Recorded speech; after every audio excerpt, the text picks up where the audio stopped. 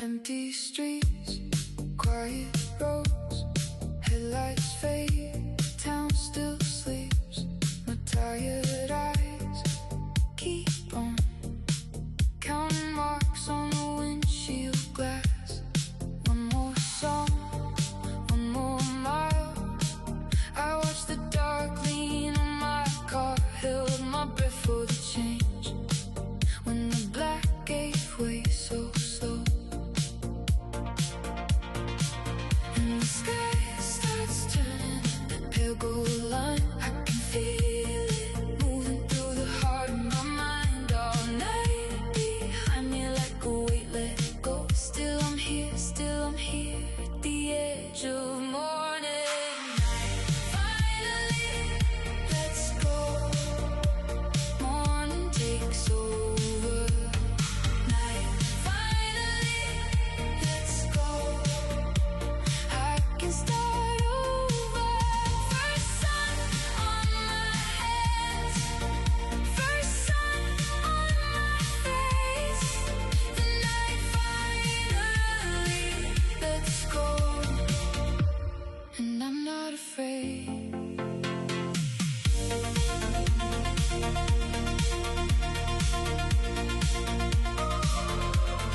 Flashlight on my rings, paper cup half cold, half gone. I was made of fatigue. Now the air feels sharp and clean. Crossing that sleeping bridge, watching windows wake one by one. Something soft in my chest says the hardest part is done. And the sky starts turning that pale gold line. I can feel it moving through the heart of my mind. All night behind me like a weight let go. Still I'm here at the edge of morning. Night, finally, let's go. Morning takes over. Night, finally, let's go. I can start over. First sun on my hands, first sun on my face. The night finally, let's go. And I'm not afraid. Let the dark slip down, let it fade behind. I was lost in the hours, now I'm back in time. One small breath of dawn on this tired road. I can't leave the night here, I can let it go. Night, finally, let's go. Morning takes over. Night, finally, let's go. I can start over. First sun on my hands, first sun on my face. The night finally, let's go. And I'm not afraid.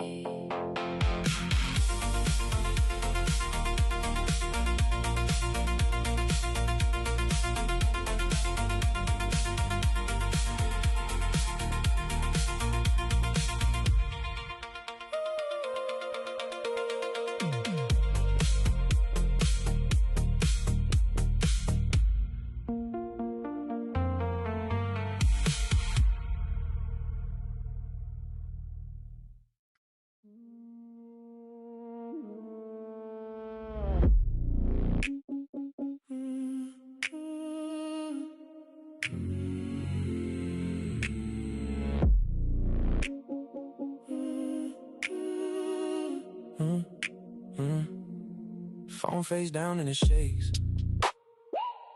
Whole week stains on my sleeve. Last night thought left red marks.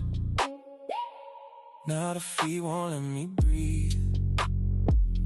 Names spinning in the comments like coins across the floor. Somebody wants somebody folded. Somebody slammed the door. I saw the headline flash, then I let it pass. Truth moves slow through glass, but it still gets Monday, mayhem.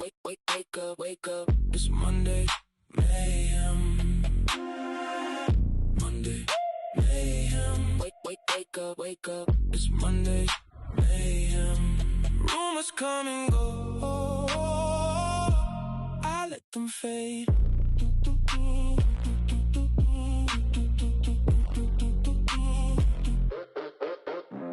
Screens lit in my dark room with 100 borrowed takes. One post turns to a wildfire, one grin turns into fade. You can crown me, cut me, I keep my name in line. Win or lose, I walk through like I got more to find. I heard the noise get loud and it lost the shape. What they built from smoke, I can't watch it break. Monday, mayhem. Wake up, it's Monday, mayhem. Monday, mayhem. Wake up, it's Monday, mayhem. Rumors come and go, I let them fade.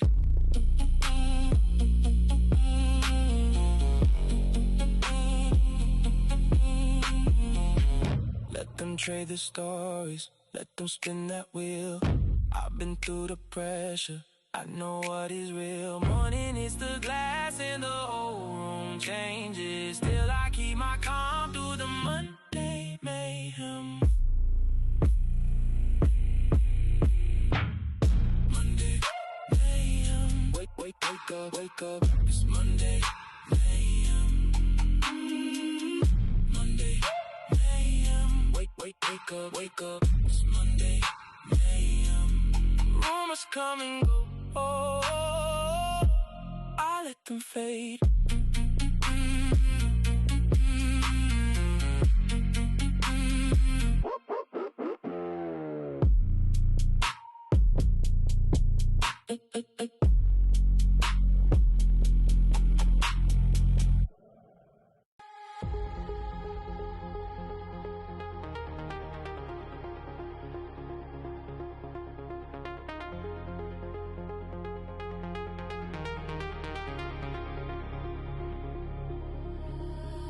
I was lost in the gray, hands full of broken time. Every thought in a cage, every breath in a line. I kept falling through static, kept my face to the ground. Then a small thread of gold started pulling me out. Slowly, the haze starts to bend. Hold me closer, I can't feel the end of the panic, of the noise in my skin. Something open is calling me in.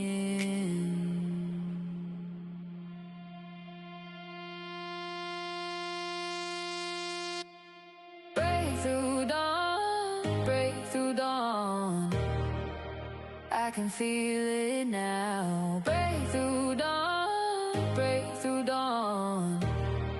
I'm coming up somehow. Hands up, I'm alive. Rise up, I'm alive. From the dark to the sky. Break through dawn.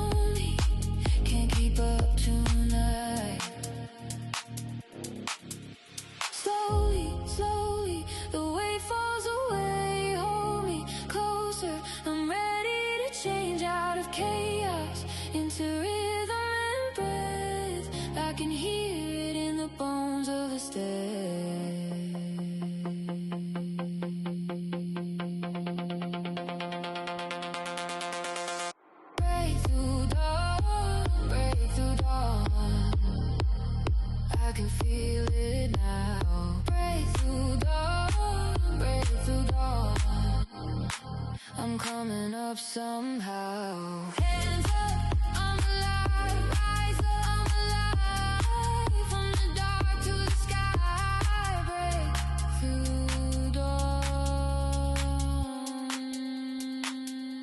And if I shake, let me shake. I'm not afraid, I'm awake. Every scar, every flame made a path, made my name.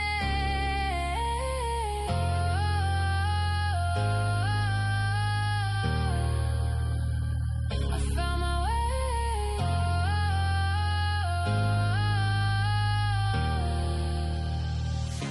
I'm here to stay.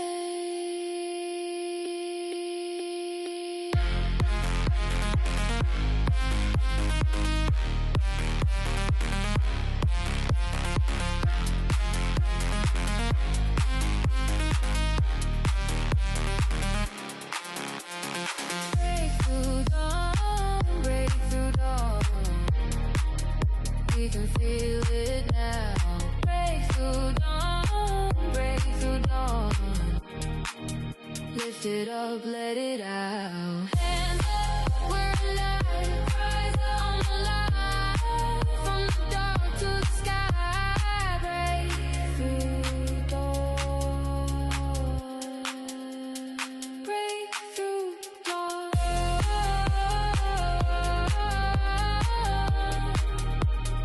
Break through dawn.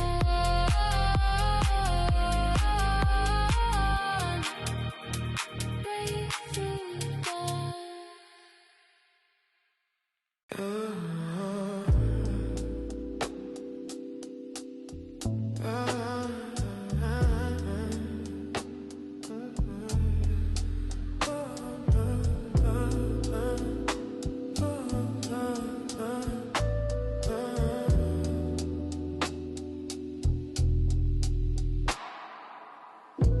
Late night, same blood, same blue flame on the glass top. Same prayers that I fall off. Wake up to the ash on the nightstand. Phone full of deaths and a dry plan. Mama in my ear say she's still fasting, but I keep chasing slow death, fast cash. Bad habits, whole life in a dime bag. Ziploc, whole soul in a handshake. Quick swap, every corner got a ghost that I kicked out. Every mirror show a face I can't fix now. Living in a dope fiend's paradise. Trade my sleep for another high. Say I'm leaving but I hate goodbye. So I stay one more time. Looking for heaven in this cheap delight. Selling my days for a borrowed night. Every hit feel like rolling dice. And in this dope fiend's paradise. Got a boy, he was captain of the backseat. Now he pawning all the trophies for a half week. Sister used to sing the choir on her back pew. Now she got a lighter where the bag drew. We all say last time in the same tone. We all bleed slow in the same home. Dealing on our birthdays, our first names. Whole block baptized in the worst flames. Living in a dope fiend's paradise. Trade my sleep for another high. Say I'm leaving but I hate goodbye. So I stay one more time. Looking for heaven and in this cheap delight. Selling my days for a borrowed night. Every hit feel like rolling dice. And it's dope fiend's paradise. If I crawl out, will the sky fall? What up, y'all? What up? I am scrambling to get the game pulled up. A little side commentary. About to start the show any minute now. Been going with dealing with some fucking household electrical issues, but I think I got it figured out. At least for the stream.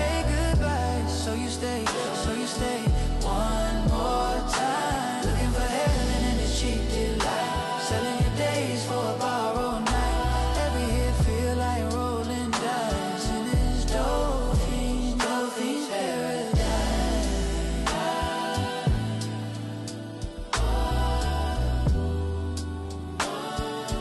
Dope fiend's paradise.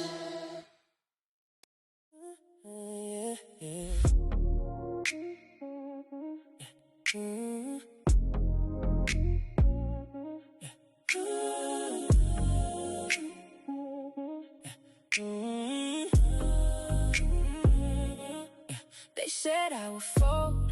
I kept my face cold. Yeah, you ain't lying. My intro is about as long as Spody Faces. I turned into gold. Same old talks, same dead eyes. I let it rain down and I watched it rise. I've been through the doubt, I've been through the heat. Still got my name out, still got my feet. You can keep your smoke, keep your little noise. I know who I am, I know my voice. Block the noise, block the noise. I don't hear you now. Block the noise, block the noise, block the noise. I came too far to live in your doubt. You down. Never phone, no stop. Now the room feels full. Funny how they love you when the line goes gold. You try to I'm about to start. I'm just smacking down some 7-Eleven glizzies real quick. I'm just playing. I am smacking some food down real quick though. Still got my name out, still got my feet. You can keep your smoke, keep your little noise. I know who I am, I know my voice. Block the noise, block the noise. I don't hear you now. Block the noise, block the noise, block the noise. I came too far to live in your doubt. Had to take the long road, had to take my time. Every score I carry, proof I made it mine. Now they wanna see, now they wanna taste. I was built from silence, then I found my pace.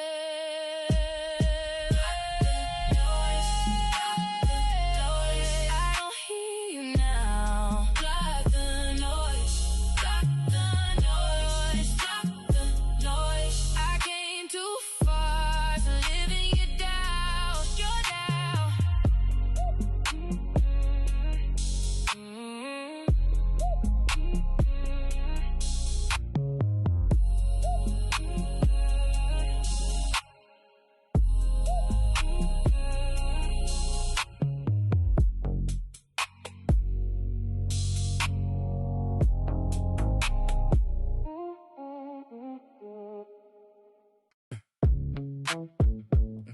Yeah. Yeah. Yeah. Yeah. Pulled to the shoulder, lying in the dust. Pocket dice in the ashtray, plans in the rust. Phone on silent, call stack up hot. You said one quick roll, and that was that. Booked 3 meetings, missed all 3. Roster got ghosts where the client should be. I watched you lean back, grin too wide, while a good young deal said that outside. You said, hold up. Key still in the wheel. All right. Shout out to Pocket Dice. Shout out to the Jack 100 theme song. You get some content up on the screen now, though. Right there on the shoulder line. Where did we move? Pocket dice. You let the whole thing slide. Pocket dice. Yeah, we'll skip the sports stuff for now. Why the future waited by. Unless you guys want to see some sports shit, I have a couple videos loaded up that are I have a couple videos that are loaded up that are on on theme with the whole NBA shit. But I feel like we could just watch those later if we run out of clips. Unless you guys want to see some little shit about Jalen Brunson and Victor Wembanyama. But if not, we can get into this. I have a flashback clip that I think would be funny. Yeah, hit that like button. Hell yeah. Shout out to the mods. Yup. The Knickerbockers in 5. I'm with Billy Mack on this one. Spurs in 7. Potential for a classic finals. Gosh, I hate this fucking. I have a Fubo TV free trial right now. That's what I'm running. I'm gonna have to get another free trial to finish out the some broke nigga shit. I ain't gonna lie.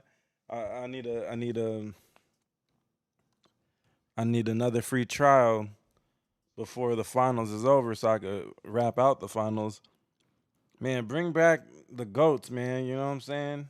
Bring back the Stream East, man. I'm sad. I need to locate my phone charger so it can make so the phone can make it through the stream. Hold on 1 second. I'm gonna mute myself one more time. But hold on. We're gonna get into this old clip of when Yuri was still at No Jumper. Ain't that something? Let's see. This version of Yuri had Moose Man mesmerized to the point that he wanted to mod for him over on Kick to the audience of 10. All right, so shout out to that. Get the low screen off. All right, so it's just an old clip. I put it on the playlist for tonight's show, just to get warmed up, basically. Oh, Munchie B just dropped some. I'm gonna add it to the playlist. We'll do a real time reaction. It's titled "Jack 100 Still Lying and Acting Like a Pride Month Mob Boss." I remixed the title a little bit, but y'all catch the drift. Save the playlist. It's crazy because I was the most prepared for this night stream out of any other night stream, and I'm still starting at 5:30 because of unforeseen circumstances. But yeah, Munchie just dropped some heat, so we're gonna add that to the playlist, and I'll edit the order on this other screen real quick. I also have some Instagram post slash little news things that we could pull up if we get through all the main videos. I don't know how to share the. I mean, this is the stream playlist, so we're gonna go through the content. Unless are you talking about the AI music intro? I could possibly upload all of them to DSPs and generate more shit if that's what you're asking about. Yuri Shiesty, facts. Yep, 7:30 in Houston. Shout out to Houston. Good old Houston. Playlist. I just want to rearrange it. The playlist I'm talking about is the content playlist. Like I put it all on a playlist for the show. You know what I'm saying? So I don't have to like search for videos. I can just hit next. Everything's in order. If I leave the red bar where I need it, then it actually loads in on cue on the correct timestamp as well. It's pretty cool to do it that way. But yeah, we're gonna warm up with this old one. It says he said Adam 22 has a big one and T-Rail walks off the show.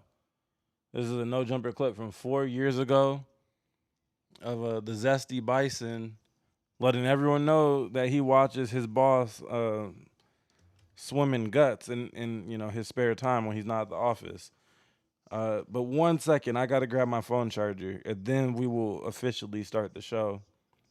Sorry for somehow still being on CP timing, but I'm getting some home repairs done. If you guys been following along, I've had water heater issues that leaked into one of my bedrooms, and been dealing with those repairs. And they have these machines plugged up that like pulls water out of the floor and I guess out of the boards and shit. I don't know exactly how that works, but it's pulling water out of the room. It's a bunch of machines. And no, this isn't going to be a topic. This is just to get warmed up. But yeah, it's kind of a headache. And then today, I guess since the AC isn't working how it's supposed to, now the machines in the other room are working harder than they need to.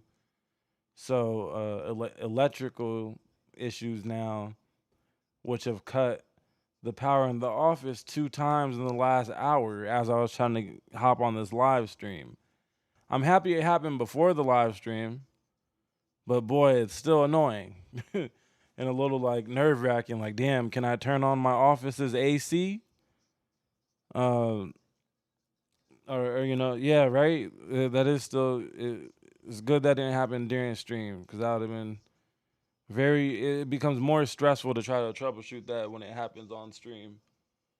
But yeah, if they cause a problem even with the AC unit off, I got the okay to be able to go in there and turn off the majority of the machines to, lighten the power draw that it is. And I just thought about it. My electricity bill is going to be high as a bitch. It's going to be high as a bitch because of the machines. And them shits is running 24/7 too. And my electricity bill already be high as shit. And it's not even summer prices yet. But anyways, enough of my problems, right? But that's what I've been dealing with before the stream. And that's why we're starting up kind of slow right now. But here, let me grab my charger.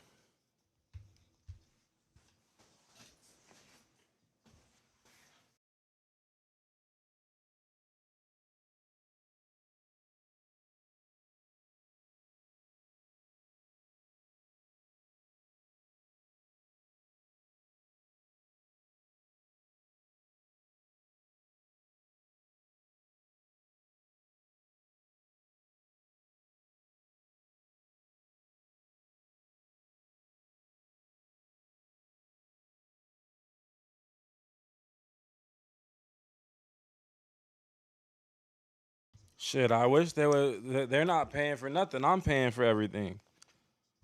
That's the crazy part.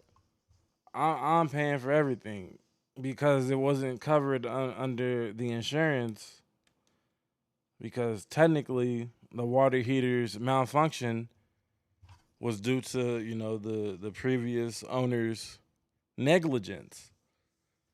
So it's viewed as my negligence. They never did anything to maintain it or drain it or none of that shit. So it went faulty. Did what it did. But yeah, enough of my problems, bro. Yeah, no, Poppy Wardrobes. I remember seeing that in the chat this morning. You said that you had the dip because you was dealing with the AC. Yeah, AC problems are annoying as fuck, but at least we're catching them before it gets to the hottest months. I mean, it is June, but it's gonna be a hot summer most likely. So yeah,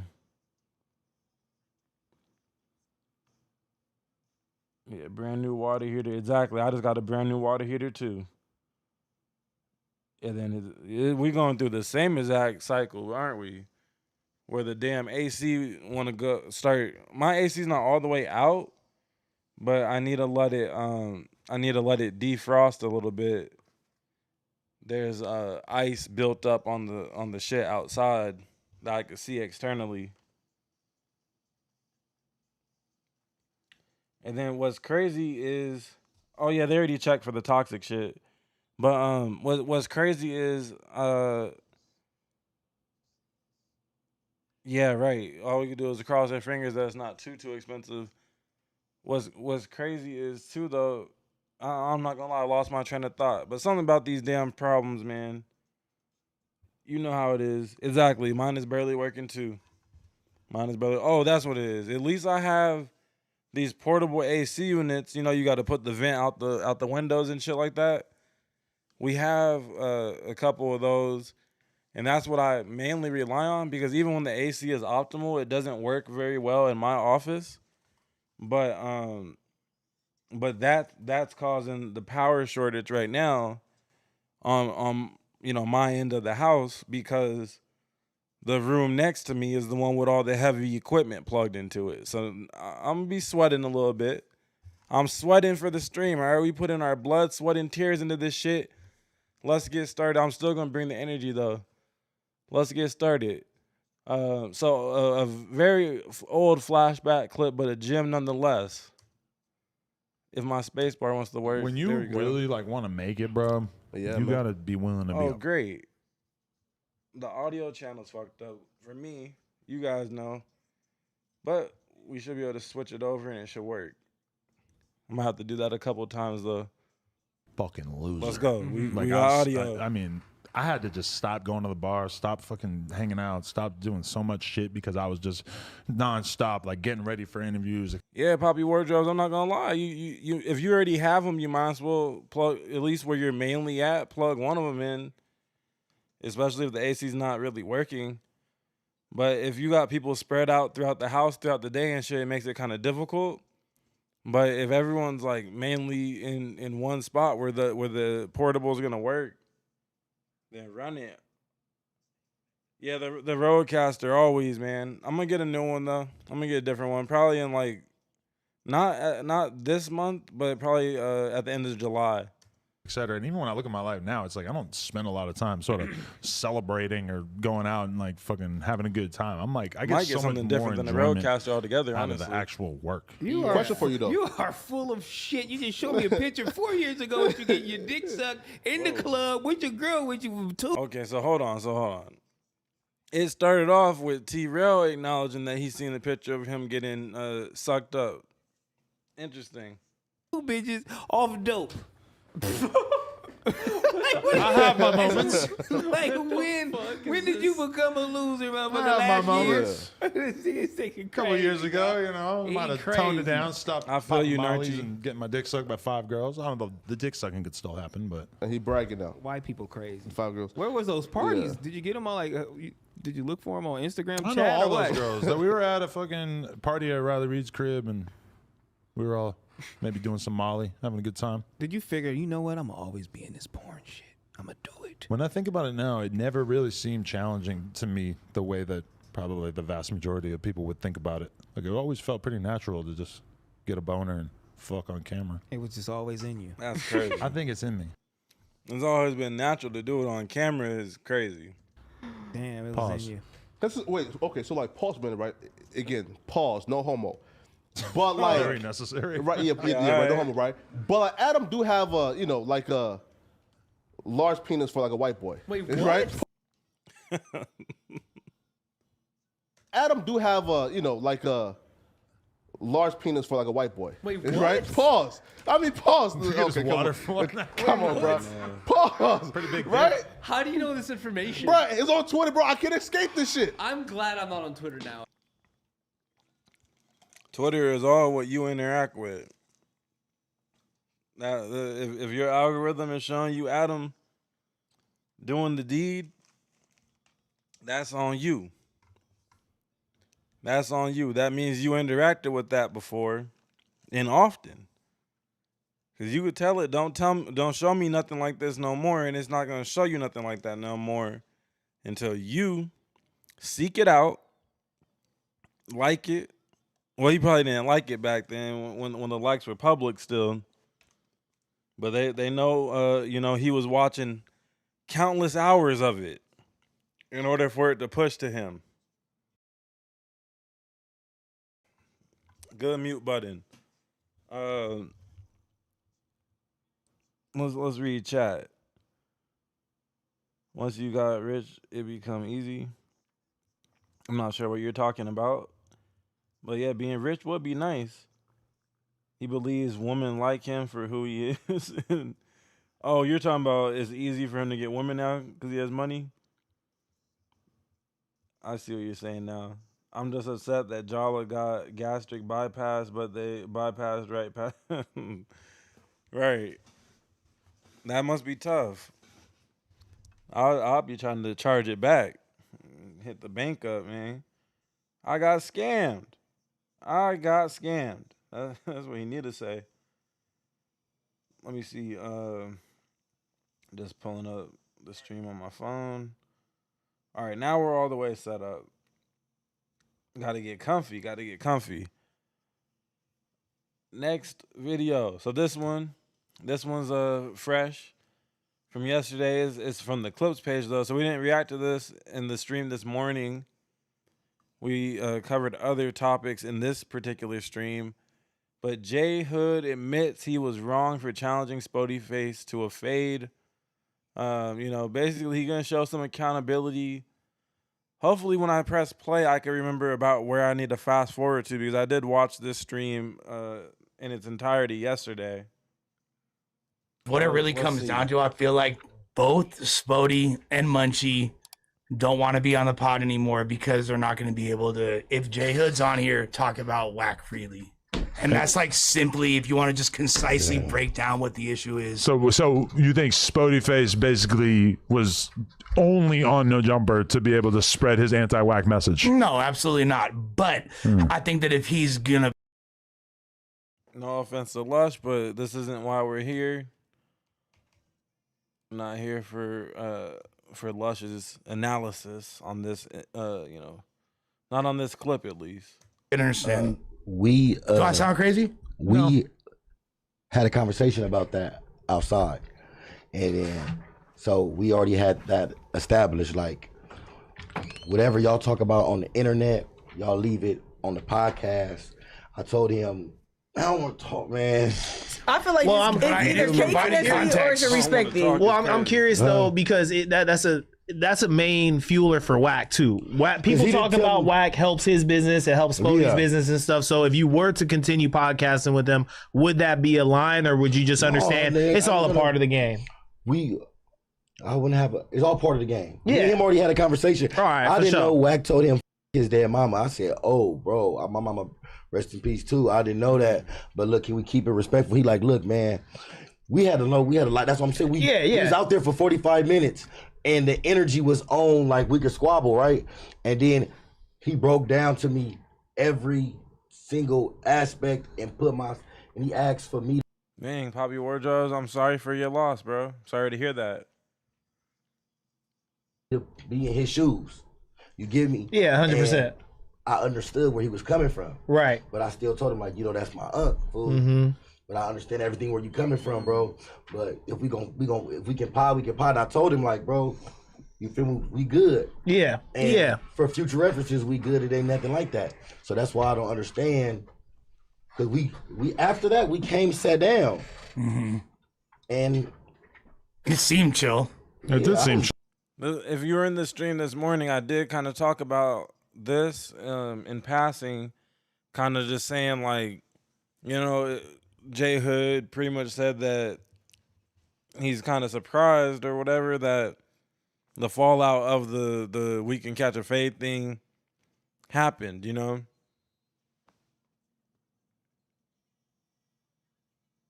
Sure. Regular.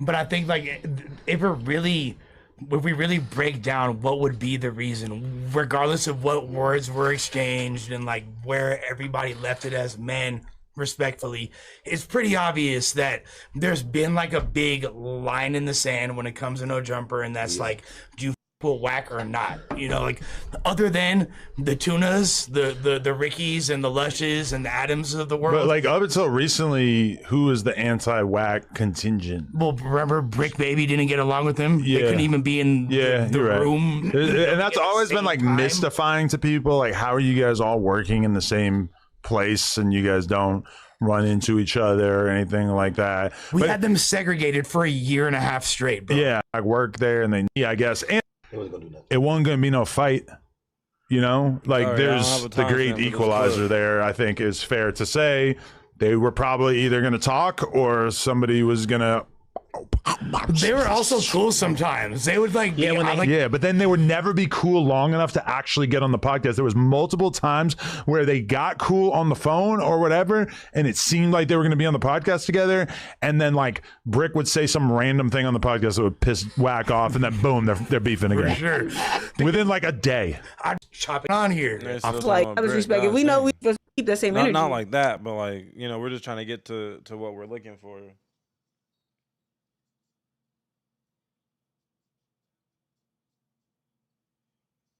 But the thing is, this Wack and Brick were never in the same. Seen each other in real line over and over for years. What's different though between these two and why we gotta change themselves from your prior incarceration? Watch some of his videos to get a gist of like who he is, and that's definitely that he says. And even before when he sat down with Munchie, both Spody Face and J Hood said this within a couple of hours. So your words don't mean to me. If you do something to me, we gonna get down, but words don't matter. And then they about to catch a fade over some words. Yeah, no, we about to catch a fade over the respect. And it's not a big thing in our culture. I really believe that people should not be scared to fight. Yeah. That's what the kids need. How could active gang members push peace, but then frown upon a one-on-one fade? Well, how are you because you guys are in Are you for pushing peace? Yeah, I'm pushing peace. Is that your agenda, like push peace? Yes. He's done enough damage out here in these streets. So, I mean, squabbling is not peaceful. That's what I'm thinking. No, but it's much more peaceful than killing someone or whatever. Nah, that's why I said we got to hold their feet to the fire because they're in transition. But I agree. Podcasting is way better than fighting, and fighting is way better than murder. First off, did you guys even have a rapport before that day? No. So how the f- is it a friendly fade if they don't even know each other? I got more strength than you got scar. That's a good question. That's a good question. Is it a friendly fade if you don't know the person? Like at all. If that's your first time meeting and you're challenged to a friendly fade, is it friendly? How is it a friendly fade? How are we pushing peace if we? Because I could go Malcolm X. I'm like, man, I hate to see these two black dudes step off camera to go fight to solve their issues. But listen, like, when they're in the arena of argue with your words, when there's enough disrespect, a lot of times something physical is gonna have to happen in order for two people to be able to feel like they are able to move past the disrespect. You push back against that all the time, Adam. You literally push back against that with the every fiber I agree. of your being. For me, yeah. For them, no. I totally get it. They were not. They're gonna have to do something physical in order to be able to get past where they're at. And what are you talking about? I push back on that all the time. But they didn't though. You always say like you might have missed the part where he said it. He just got up and walked off. All right, let's see. I'm looking for the part where he takes the accountability. I could search the transcript, but we just getting warmed up. This ain't even one of the main topics of the stream. And I wake up, so therefore it's still violence. Violence. I think it happened. You know how to. That's a grown man. He know how to protect himself. So that's what I'm saying. We're saying it's violence. We're not saying nothing about protecting each other. I'm saying. I was wrong. That's it. All right, we'll take that. Hey, we'll take that. We'll take that. That's wrong. We'll take that. I was wrong, and I will not behave like that. So you're transitioning into pushing I really didn't look. In my mind, I really didn't feel like I did nothing wrong. But now that I'm getting this constructive criticism from my peers, I was wrong. I already told Spody. Accountability. My bad. Accountability. Like that. That's why I don't want to keep talking about it because I'm wrong. That's fire. The thing is that's so crazy is like if you. Oh, my bad. No, you're fine. The thing that's crazy is the whole trajectory of the Brick and Whack beef, which kind of like I feel like sets the tone for what's going on right now. Hold on now. Complete side note. I'm over here sipping on Evian. That good alkaline spring water. Decently well regarded in the water world. Seeing good reviews about it. I haven't got my hand on the glass bottle version yet. But when it's not cold, it damn near tastes like tap water. Now, I know this is not supposed to be a water review show, but I'm just saying. All right? So, we've seen J Hood take accountability. Sounds like he regrets the whole situation. Because he didn't want to scare anybody off. Scare someone off is a crazy way to say it. He didn't want anybody to run off from the podcast, quit the podcast just because of him wanting respect for someone that he views as an extended family member. That's fair. He seems genuine. It doesn't seem like he's trolling or anything like that.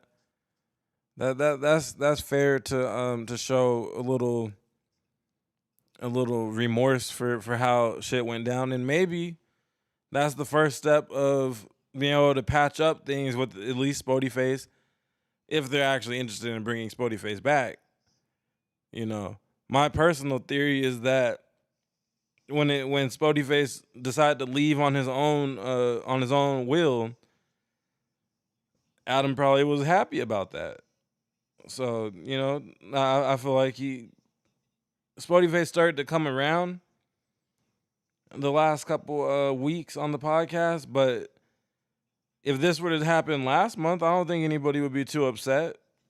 If Spotify quit last month when the comments was asking him to leave or get fired, how upset would people really be? It's just one of those things like right when you start to appreciate him, now he quits.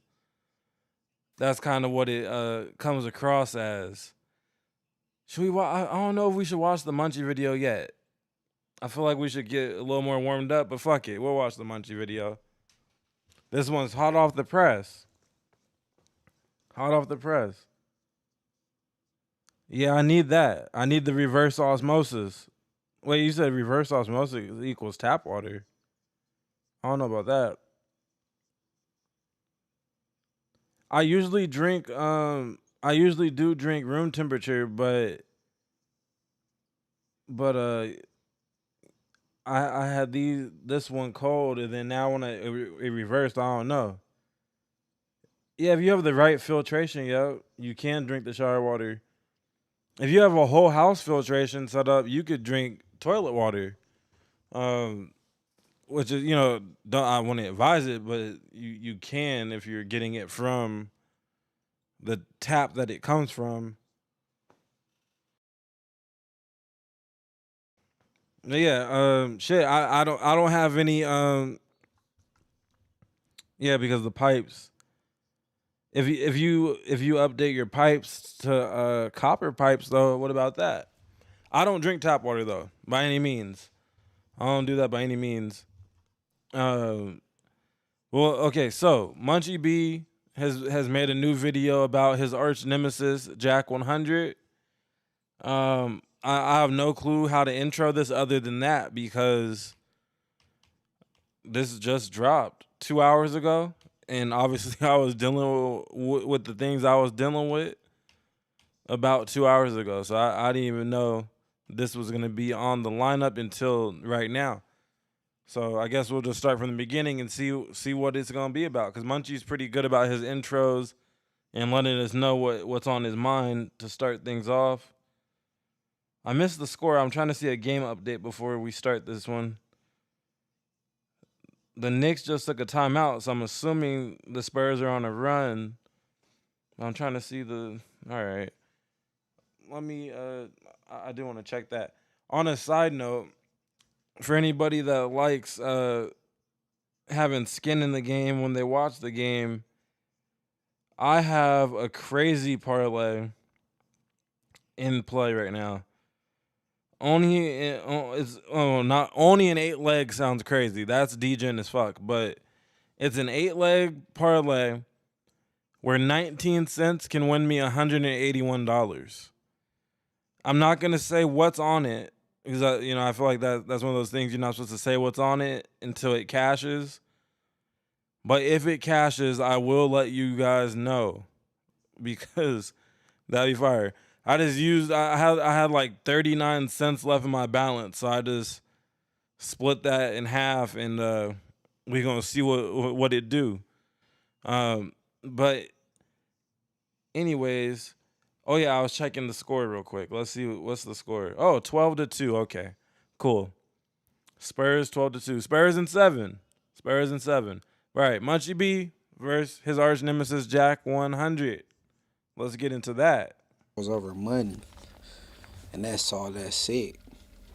And hopefully everybody had a great day, because I did. And yep, I'm in the mayor's office, and per usual, the boy Wack, he gotta bring me up, you know what I mean? He bring me up an awful lot, but I'm gonna tap on that a little bit. But before we get into it, let me tell y'all how to get some free cash.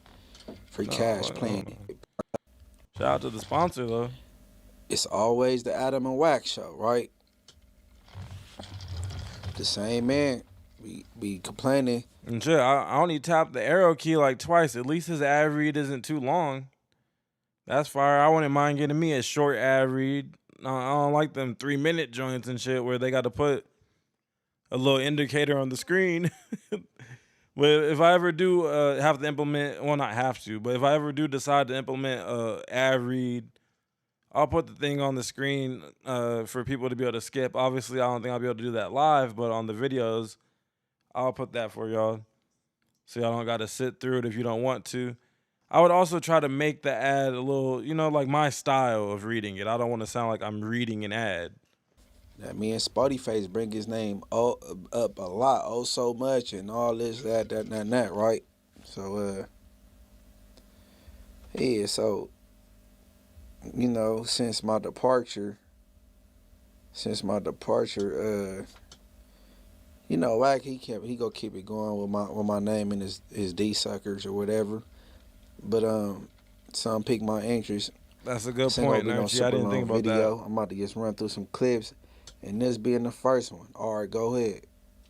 Uber up here, bro. No, he doesn't. That's a fact. No. Bet. Stop talking about that. It's a fact. It's just I hate when you talk about like people getting hurt up here, people getting. I'm not up. saying that. But why you keep saying the Uber thing? Because A, it's not true, and B, it makes it sound like you're asking for something to happen here. I see who brings up every fucking week. I know. So I'm here. You're not here. Oh, I'm here. I'm here. I'm here. You're not here. Adam, no, you're not. I'm here. Stop fucking saying that. I'm shit. here. I don't. Hold on. Adam 78B is calling me an Ice Poseidon fanboy. You're still on that, huh?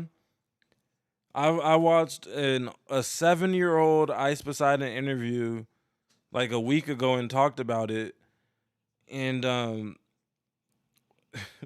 I've never watched an Ice Poseidon stream, so I don't see how that makes me a fanboy. I think to be a fanboy, when I have to have watched most of his content. Appreciate you saying that. I'm here. No, you're not, and I don't appreciate you saying that. So you saying shit. he never took Uber? Maybe it happened once, but I don't appreciate you talking about like you could get somebody touched out here. I didn't say that. You can say that shit. Hey, Adam, for one, you run this building, bro. Yes. You don't run these streets. Every single time I ever You seen don't run these Munchie here, streets? he had somebody with him that was obviously there. The to other protect day, him. he had to call the bitch to come. What you mean? You talking about? This is a fact. His stupid ass nigga too loud on the mic. So why you don't got the same energy when you say, "Hey, look, bro, not for nothing. Wack older than you. He got a lot of reach, and we live. So won't y'all chill out on that shit before he fuck around and take it a certain way? You don't say that." I tell Munchie all the How time many to stop times, talking Lil about John, have I stopped the homies? Why is he smacking? Told the him table? no. I respect Adam building, so don't come at me, bro. Stop. No. Here he goes. How many times have I stopped the homies? This nigga is a fool. When you gonna tell them to stop? What are they doing? They're just talking about you, right? And I do tell them to stop, like every time. Well, I'm just talking about him. Okay, and they talk, but I don't like you talking about this, like my building, as if this is a place where I could make something happen or whatever. I don't appreciate. Uber has nothing to do with your building. Yeah, that but has something to do with the the street. reason why you're saying that is because you're trying to make it seem like something could happen to Munchie here. I don't appreciate it. Stop. Hey, bro, listen to me. Hey, listen. Stop. Hold on. Stop. So when you gonna tell them to stop?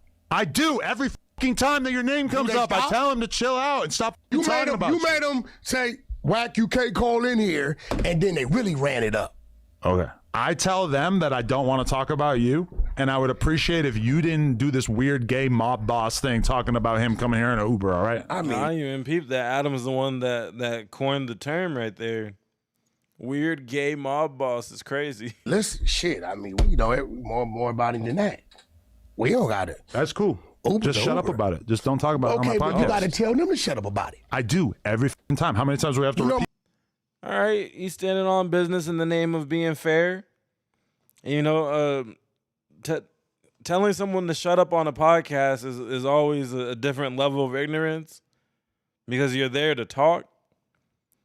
But it's kind of valid because it's like if you can't, they can't talk about you without being requested to step outside and catch a fade at this point in time. So you can't just let Jack come on here and have a free-for-all, and then the next Tuesday show rolls around and they're not allowed to respond back and fight fire with fire. That's not fair.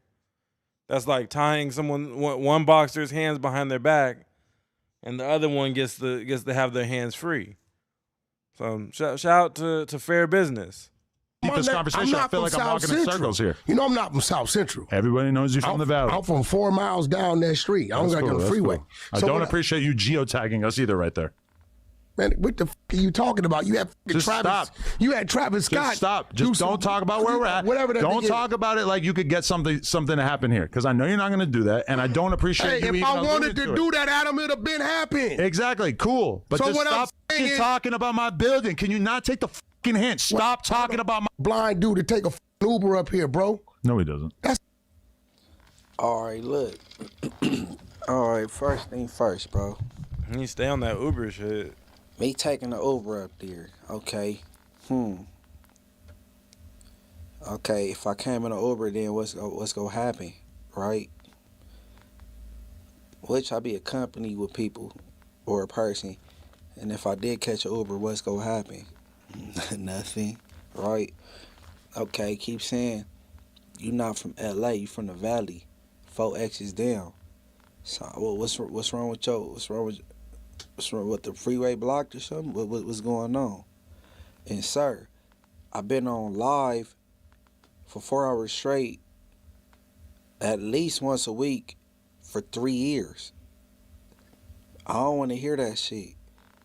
And lastly, this man looks off camera. Hey, Lil John, how many times have I stopped the homies from coming up here? And Lil John respond, a lot. Man, bullshit, bro. Bullshit. If you don't smell it, it's bullshit. Look, bro. All right, since I'm on the subject of Lil Jon. Now, let's make sense of this. Oh, hold on. So he about to get into the entourage too, huh? If it's lush. I'm not gonna lie. This mixed drink look kind of good, Munchie. Well, he either mixed that with some McDonald's sweet tea. What you got going on? Spotty Face, Adam, J Hood, and myself. We on camera, candy camera for the world to see. Everybody can see it. On top of that, me and him that had conversations leading up to this, and he let it be known, man, that's Damo business, and we got an understanding. Okay, boom. Why would I be scared to bring Wack name up? Okay, other side of the coin. I'm in the trenches around 1 million gangbangers. It's weapons around, alcohol in play, and no police. And me and Lil Jon get into this exchange, and I say, well, if you rocking with Wack, fuck you, fuck Wack, and fuck whoever fuck with him. And I say this to this man's face, where it's space and opportunity, no law enforcement, no J Reed beating that happened prior, so ain't nothing worried about no cameras being, none of that. So if I said, fuck you, fuck Wack, and fuck whoever fuck with him in front of your man's face, Lil Jon, the one you saying, have I stopped the homie?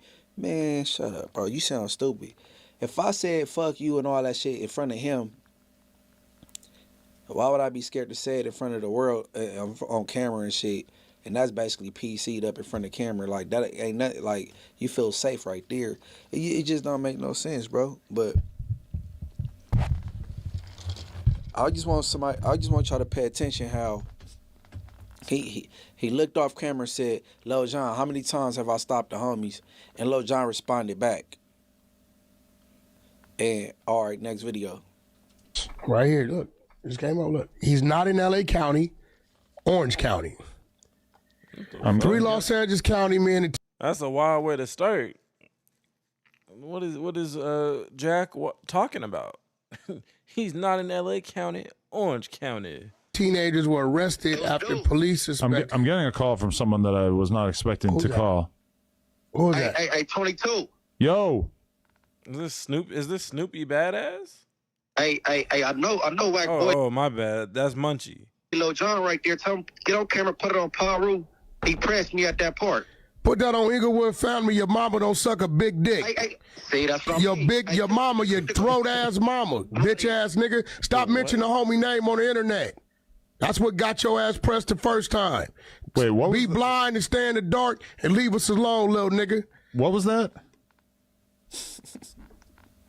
All right. What happened? He throwing information out there shouldn't be out. Them damn reading glasses.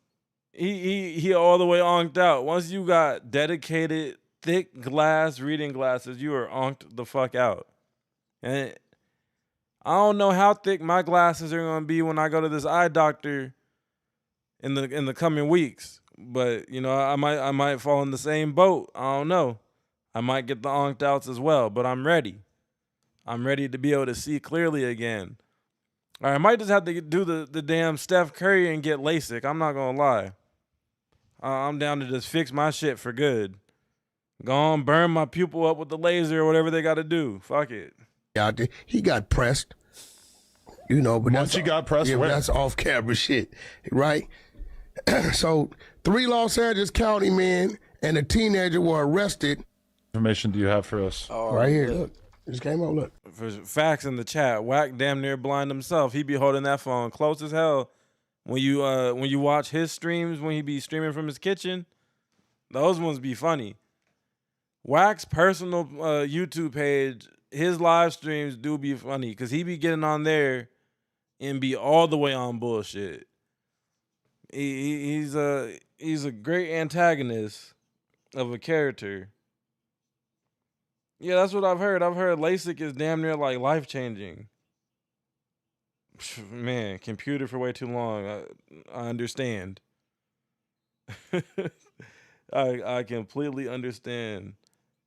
Do you use the blue light, the blue light blocking glasses, Poppy Wardrobes? I have some, but I'd be bad about putting them on unless like maybe later in the stream I'll put them on and shit because, you know, when it's time to fall asleep, I want to be able to fall asleep.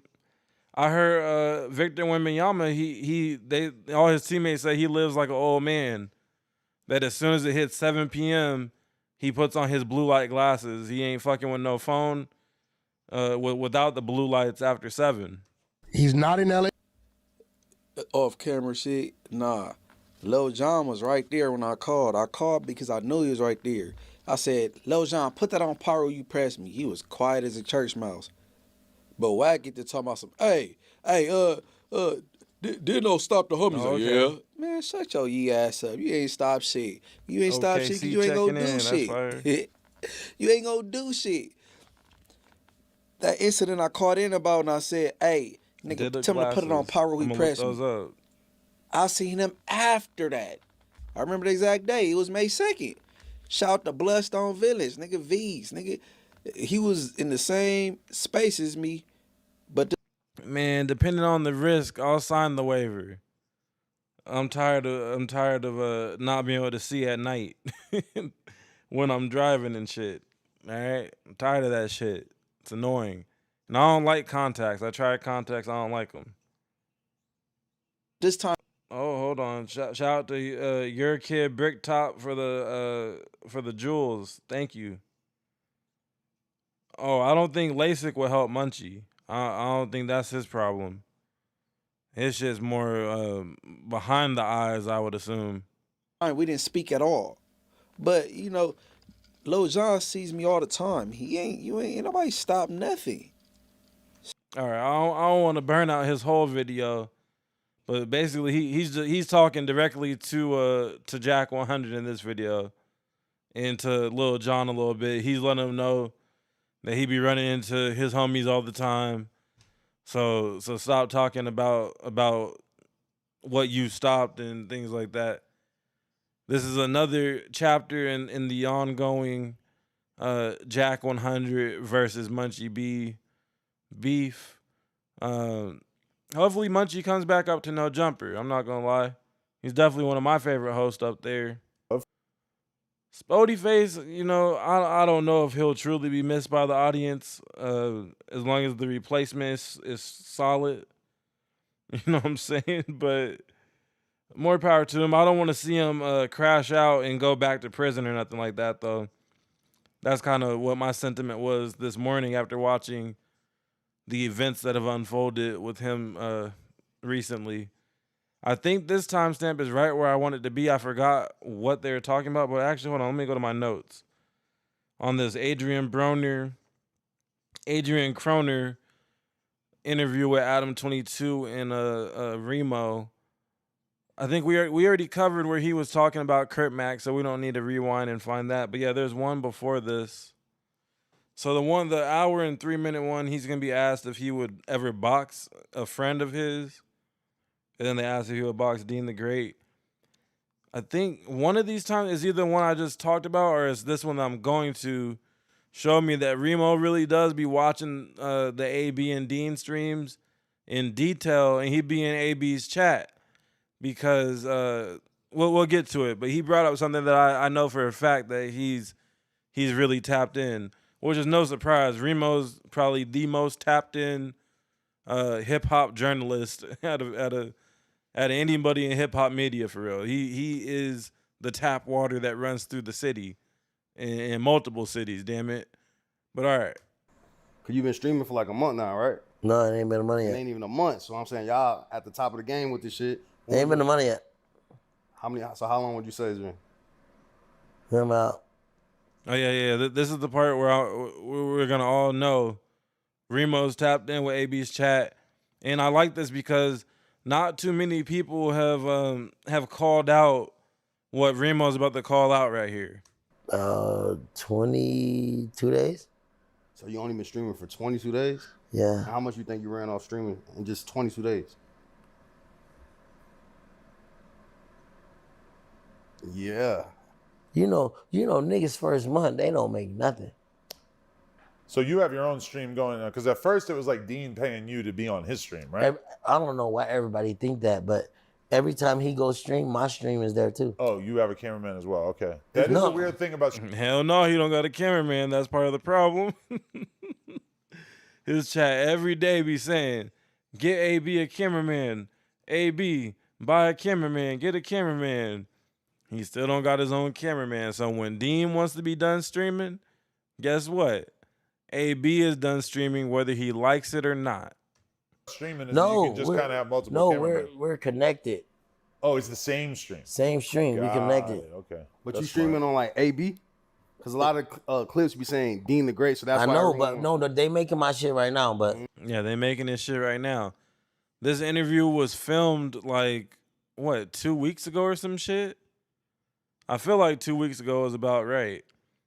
It don't take that long to make the shit. All you got to do is like I can't imagine that is that difficult to put at the bottom. You don't even need the official kick one that like the standard little structure that they all have. You can just make it yourself in Canva for free. I mean, AB doesn't strike me as the type to hop on Canva and do it himself, but somebody can make it for him real quick and send it where it needs to be sent to where it's thrown in on his shit. It can't be that hard to get that watermark on the screen. It really can't be. And so that way when your shit is close, and what my thing is, if you're gonna be the dynamic duo and whatever, he's gonna share the cameraman, fine. But just put both watermarks on the screen. So both of them gain from the viral clips, because the whole point of that watermark is for the clips, as y'all know. It's not for the people watching on the Kick app. It's for the people watching on X and on Instagram and all that stuff. Yeah, they kind of pimping them out the good old school boxing promoter way. Yeah, definitely a CTE victim. And then the alcoholism doesn't help that either. Alcohol plus CTE is kind of wild. And then, let's see. Watching the vids of AB as a kid do interviews make this shit hella sad. I've never watched him as a kid do an interview, but I know he said he graduated high school early and stuff, and or graduated college early, something like that.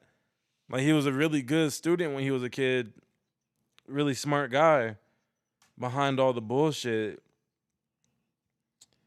Trying to scroll up a little bit in the chat. I thought he was Ray Charles. Is crazy. Dean in the closet for real. I can see that. Y'all don't trust Remo, huh? He do kind of he be hitting them with the hardest questions. Like, hey, I heard you laid a nigga down at the Burger King 5 years ago. It's like, whoa. It's like a Nardwar, but like of the incriminating questions. It's like, how did you know about that? But it's I'm not doing too bad, right? You going crazy? Facts, Papa. I'm not doing too bad, right? He was kind of supposed to be the next Floyd. That's what I don't even think he was marketed as that. Everybody just seen the confidence and the antics. Plus he had the skill set to where everybody for sure thought AB was going to be able to possibly surpass Floyd.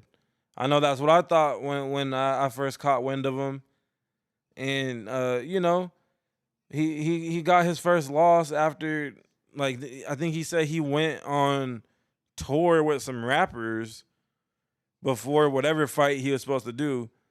And he was performing every night, drinking and smoking every night. And then he finally got his first loss. He reminds me of a kind of like a Randy Moss type of person in the sports world, where it's like you got all the abilities, all the talent. You never really, like, he takes the boxing shit seriously. But imagine AB at his full potential if he never let the distractions get too much of a hold on him. He probably could have been the GOAT.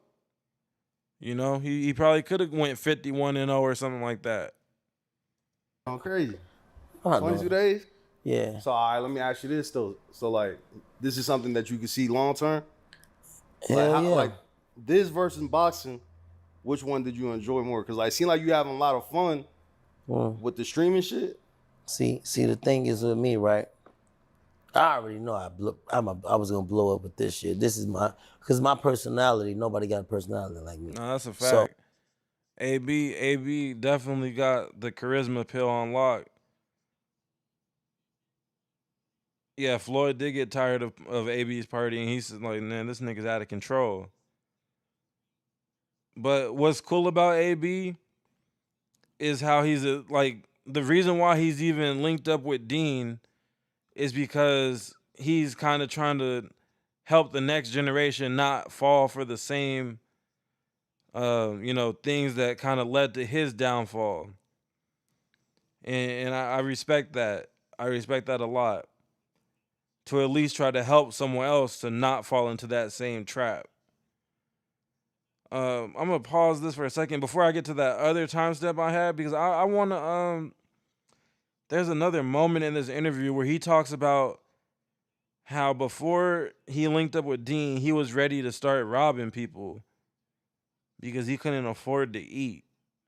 He really was at rock bottom. I want to pull that part up, and then I'll go to that time step. I need to search the transcript for it. Let me just, it's not in my play history, which is stupid as I'm literally watching it. So I'm going to manually pull up the interview. Who's Why So Grammy? I see they're doing a members only live right now. Interviewing Why So Grammy. Anybody know in the chat who Why So Grammy is? Is that a rap group or something? Something I noticed too about this interview, got to give credit where it's due. They got this interview out, filmed and out while AB is at his peak popularity right now. And that's a good move, especially, when you're talking about the streaming world, because shit moves fast. You wait too long to get this interview out, and the momentum, the people that moved on to someone else. AB's here to stay for a minute. I don't know about Dean, but AB's here to stay for a minute. Ooh, I seen Wemby get hit in the face. This series getting Grammy. Damn, it's kind of a high score for the first quarter, 37-20. And you know what's crazy? I forgot to put the score on the shit. It's all good though. Y'all don't give a fuck about the finals like that, right? I know I don't. That's why we reacting to content too. Like I do, but I don't. I got 19 cents in the game, bruh. I don't give a damn about 19 cents. I got more than that in my cup holder. But let's see. Maybe Rob. He said, I don't know if that's going to be a good search in the transcript, but let's see. Oh, you know what? I know I can find it. We're going to search food. Oh, wow, that didn't pop up. What about eat? Maybe he said I couldn't get nothing to eat. A lot of clips saying. I've already seen that part. Hold on. Hold up.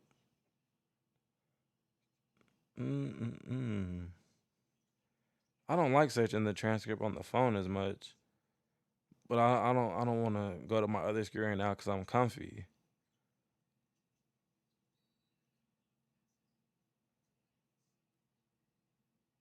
Fuck it, I'll go to the other clip and I'll look for it while that plays. If I could find my mouse. There it is. Oh. What was it, 103 or some shit? 102. Let's go to 102. He ain't got shit Maybe to do this with is the clip. That'd be funny. Shit, he ain't got nothing to do with it. Oh, shit. Roadcaster. I just got fucked by the Roadcaster. I knew that was going to happen at some point. But now, luckily, the channel I had to switch it to is the more reliable channel. Nothing. There's higher ups. And there's higher ups, man. Will we know those names? Like, hell yeah. Or damn, bro, I love Coca-Cola. Down in that soda is crazy. I wish I loved anything as much as you love that shit. Look how he drinks everything. And always spilling like a badass kid. The ice makes it even better. It's Man, crazy. we need to get smarter about Coca-Cola. I found what I was looking for. I don't know how well you know Ray J, We'll get but into that how'd in you a feel about second. him getting his ass knocked out last night?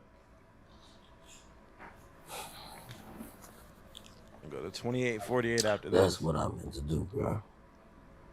Thank you, bro. Urgent. Hey, bro. I be saying that to my kids all the time. They know, whenever we bring the lunch out and shit, my daughter goes, That shit is funny. Hey, bro. How you feeling, bro? So Ray J. Hell no. He called Ray J, or Ray J called him in the middle of the interview. Because, this wasn't live streamed or nothing.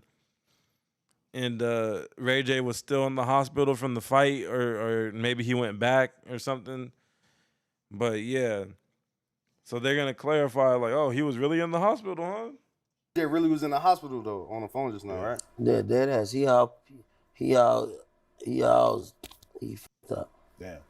It's crazy. His heart pumping at 25% for real.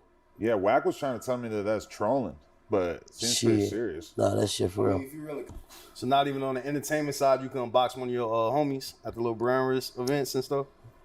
Because at the end of the day, if I tell you I love you, bro, if I, like, this is me.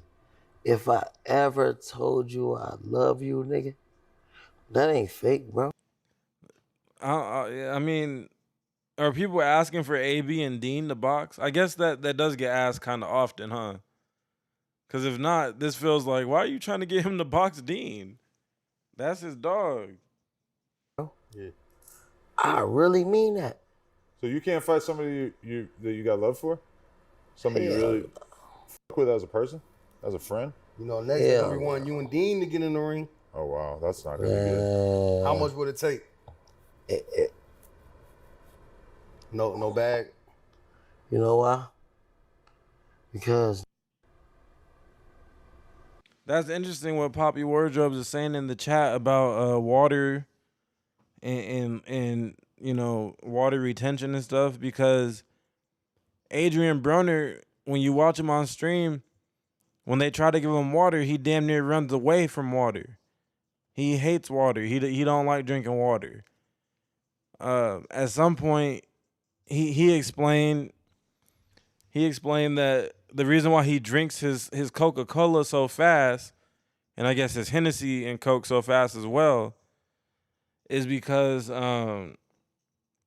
he used to sneak drink Coca-Cola when he was training. In his prime, he'll down a Coca-Cola super quick in order to not get caught by the trainer, and then get back to training.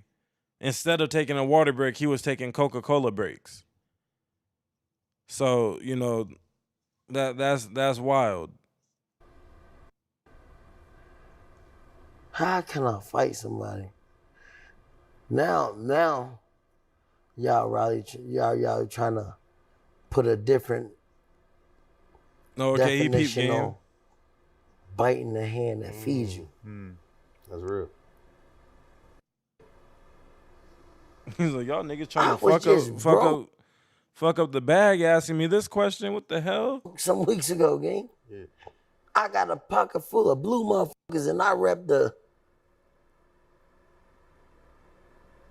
But my whole pocket is blue. The irony. I ain't got another bill. So I'm saying, like, On how that the note, fuck? What had to happen? so he's talking about how linking up with Dean turned his life around from rock bottom to having a pocket full of $100 bills now. He's back on. He's back on. You seen him pay $1,000 to crack someone for 10 minutes. So he's out here, you know, pretty much got disposable income again. Happened between then and now in order for you to be cool with him? Actually, and why were you even like so pissed off at him in the first place? He did an interview and he's talking crazy. Oh, right. Okay. They're talking about Floyd right now. But me and him, we talk, bro. And then I'm old. I'm a lot older now. So it's like, bro, that shit ain't nothing, bro. He ain't never stopped me. He ain't never stopped me from getting no money. Like, he actually let me get some easy money. When you say that, what you mean? He knew that nigga Ashley Thiefang couldn't beat me, his fighter. Yeah.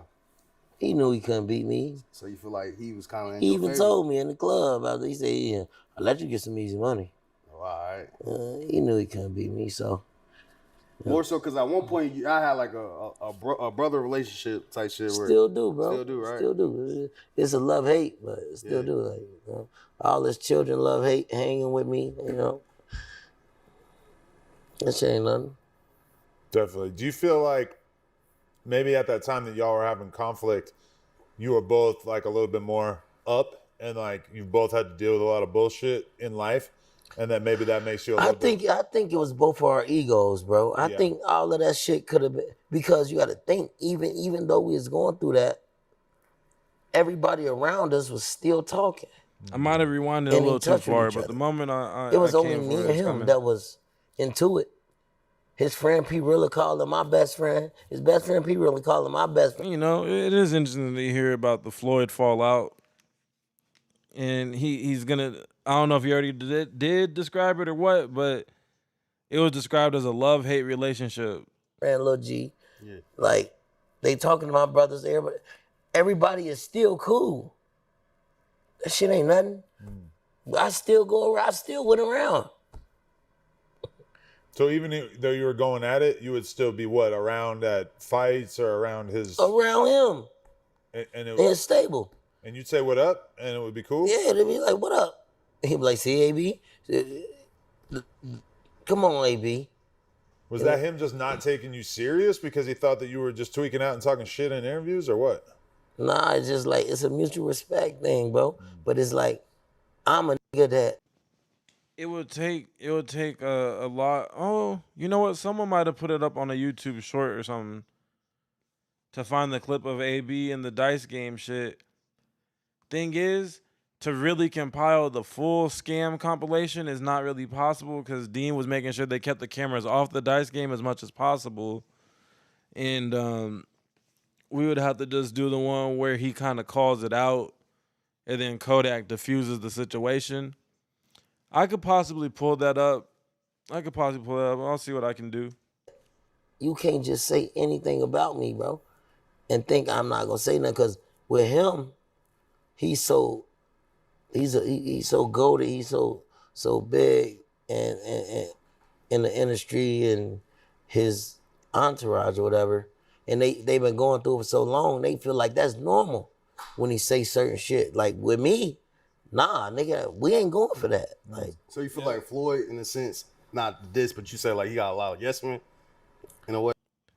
Good call. I found the clip on the very first try. Somebody did upload the sequence. I'm hoping there's not too much music booming in it. I'm debating if I want to do the YouTube short or do this. There's a short video format will look cleaner on the stream. Yeah, there's quite a few people was reacting to it and shit. We might as well throw it up on there. Oh, okay, that's a recap. We might watch someone recap it. Because I know they're gonna pick the clips that's not gonna fuck up the monetization with music. Where like you wasn't one of the niggas, so y'all would bump heads because you'll say I wouldn't say. I would, because that's a bad analogy. I wouldn't say yes, man, because a lot of the niggas he got around him got great character. They good dudes. Yeah. You feel me? And they some stand-up guys. It's just they understand him. That's why I tell people, like, they be like, how's Floyd? I'm like, he a good nigga, but it's gonna take for you to really understand him for you to be around and get it. Because if you don't understand him, a lot of shit he do. Have y'all seen the clips of him when his body rejects what he's drinking? When it usually happens when he's chugging some alcohol.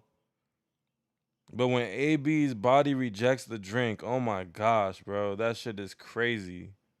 And he finds a way to still get the drink down.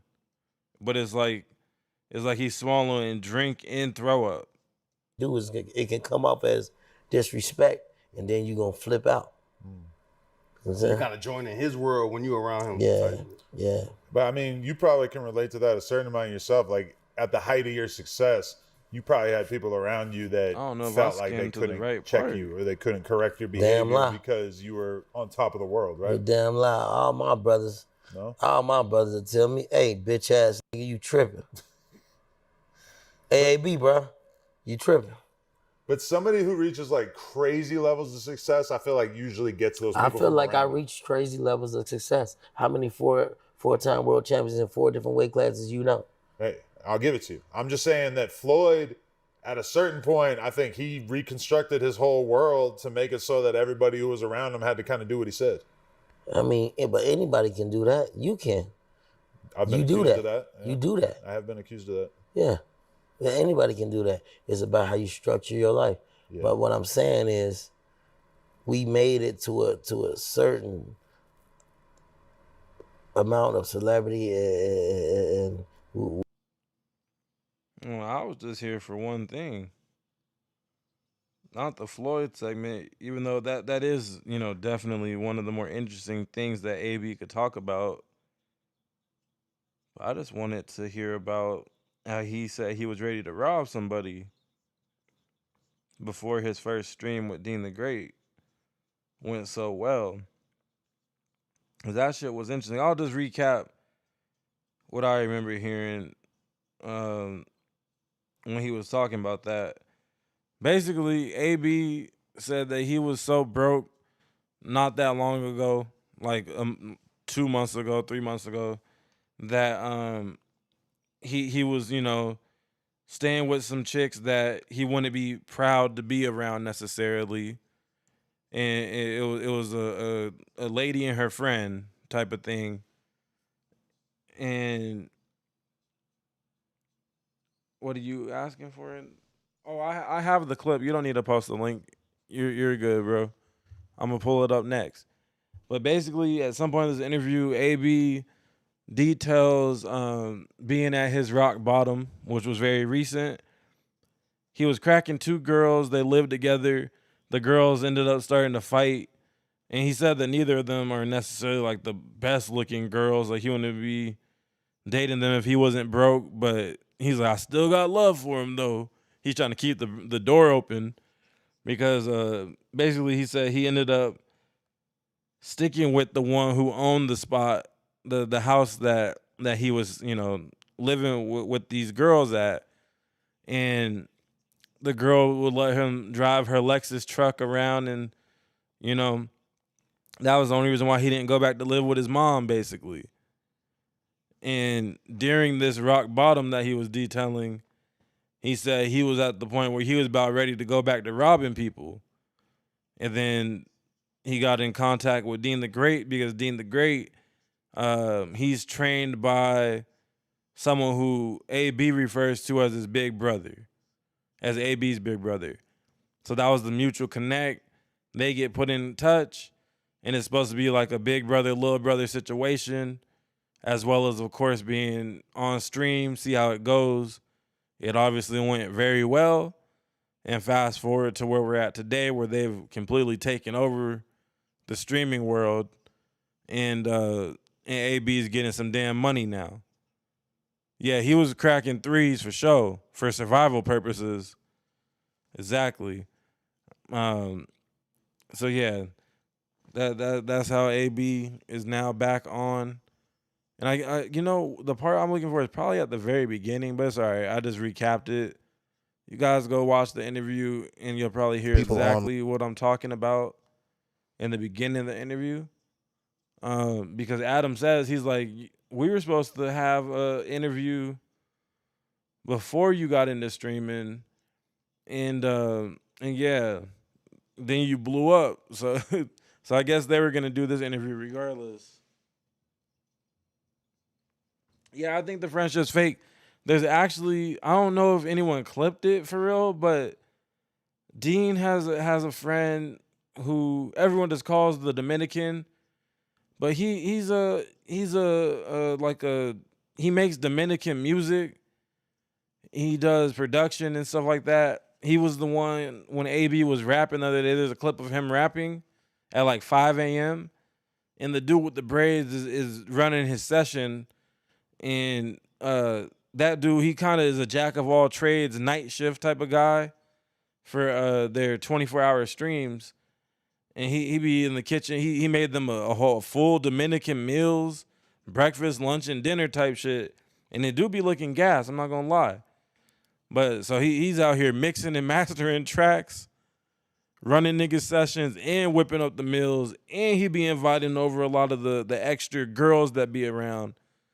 But this guy, Dean and him thought the mic was off and the camera was off them because he's like, take the camera somewhere else. And basically, he accidentally said on stream to Dean, like, you got to stop hanging around, bro. And he's talking about AB. And so that caused a little bit of friction for the following day. When AB woke up, AB's chat is flooding him, talking about watch back, go back to this timestamp, go back to this timestamp. And, I seen the chat saying that when I woke up as well, and I went back to the timestamp to see what they was talking about, and sure enough, in the clip, Dean's his homie was pretty much saying that Dean should cut off AB, like he's all is bad, is trouble. And I don't know what made him say that. Maybe they had got into an argument when when they were outside and shit. But yeah, it was a bad look. And AB was hot. He left the house for a cool minute and then finally came back and whatnot. Right here's what someone in the chat was requesting is this clip of AB and the gambling shit, and then we'll get we can get on to the next video after this, right? Yeah, the next one in the playlist. Line interpreted Kodak's reaction as him thinking Broner was acting recklessly or was too focused on gambling. Hey, yo, you gotta pay. I don't do no shit. Hey, come on, man. I'm doing 6. Hey, come on. Good shot. If he ain't paying, I don't down there. Ooh, your money was down, gang. Your money was down. And guess whose was it? All right, put it down now. You gotta put it down now. You're down 100, right? 50, bro. 50. Don't cry. It's around 100, right? It's around 100, right, dude. If you don't drop it, he ain't down, you know? Videos show Kodak's associate, often identified online as Eastway Santana, confronting Broner and others about money connected to the game. The situation became heated. They were saying in the chat, I was watching this one live, they were saying in the chat that this Eastway Santana guy is one of the top goons in Kodak's crew. That he's about that life. So, the dice game gets tricky. The dice games get tricky. I think that's why Dean didn't want it on stream. He knows it causes problems and things of that nature. But Kodak stepped in and appeared to calm things down rather than escalate the confrontation. The overall takeaway from the footage is that Kodak didn't seem interested in the dice game, appeared concerned by Broner's behavior, and then acted more like a mediator when tensions rose. Oh my God, spin that shit. Spin that shit. Spin that shit. Spin that shit.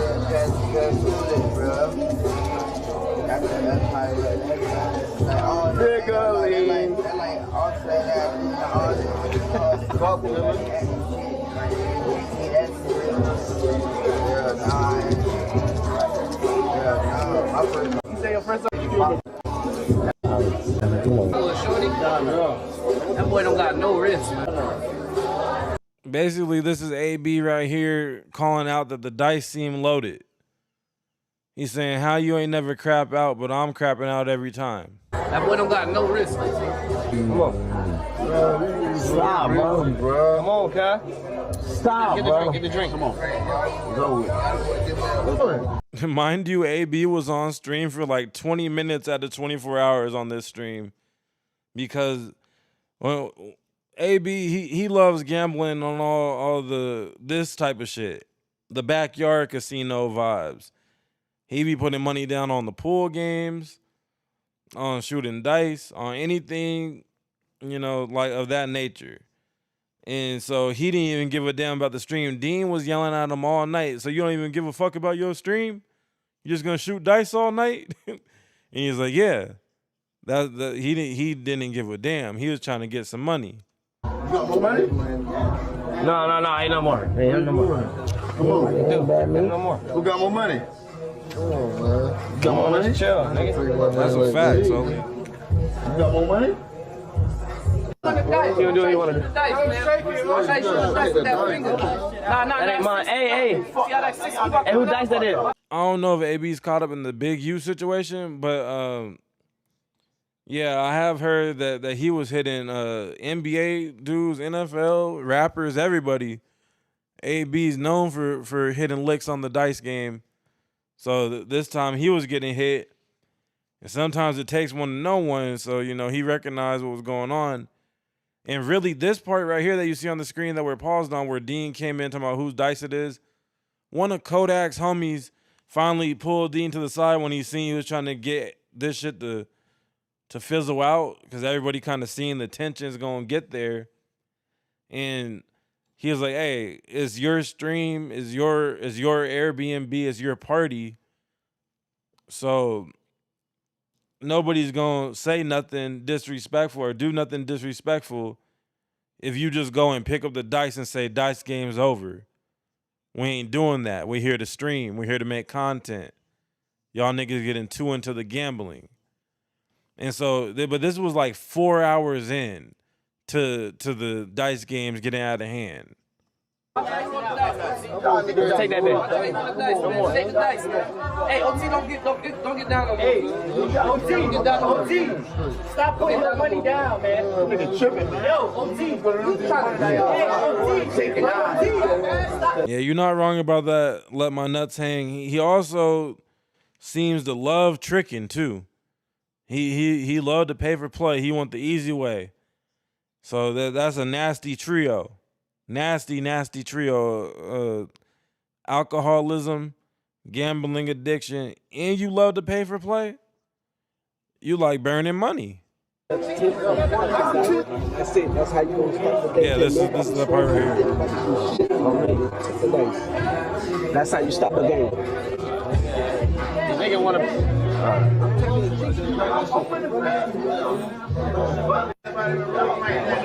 You been rolling like that, now you nigga want to get mad because I'm gonna break the nigga's ass. Hey, there's no more dice though. There's no more dice. No more dice. No more that shit. You got your friend. You won, right? You won. Hey, you won, right? You won, right? Get it. I won. Get it. I won. Still arguing with each other. He's not in the right mind, like, you know what I'm saying? Rule number 1.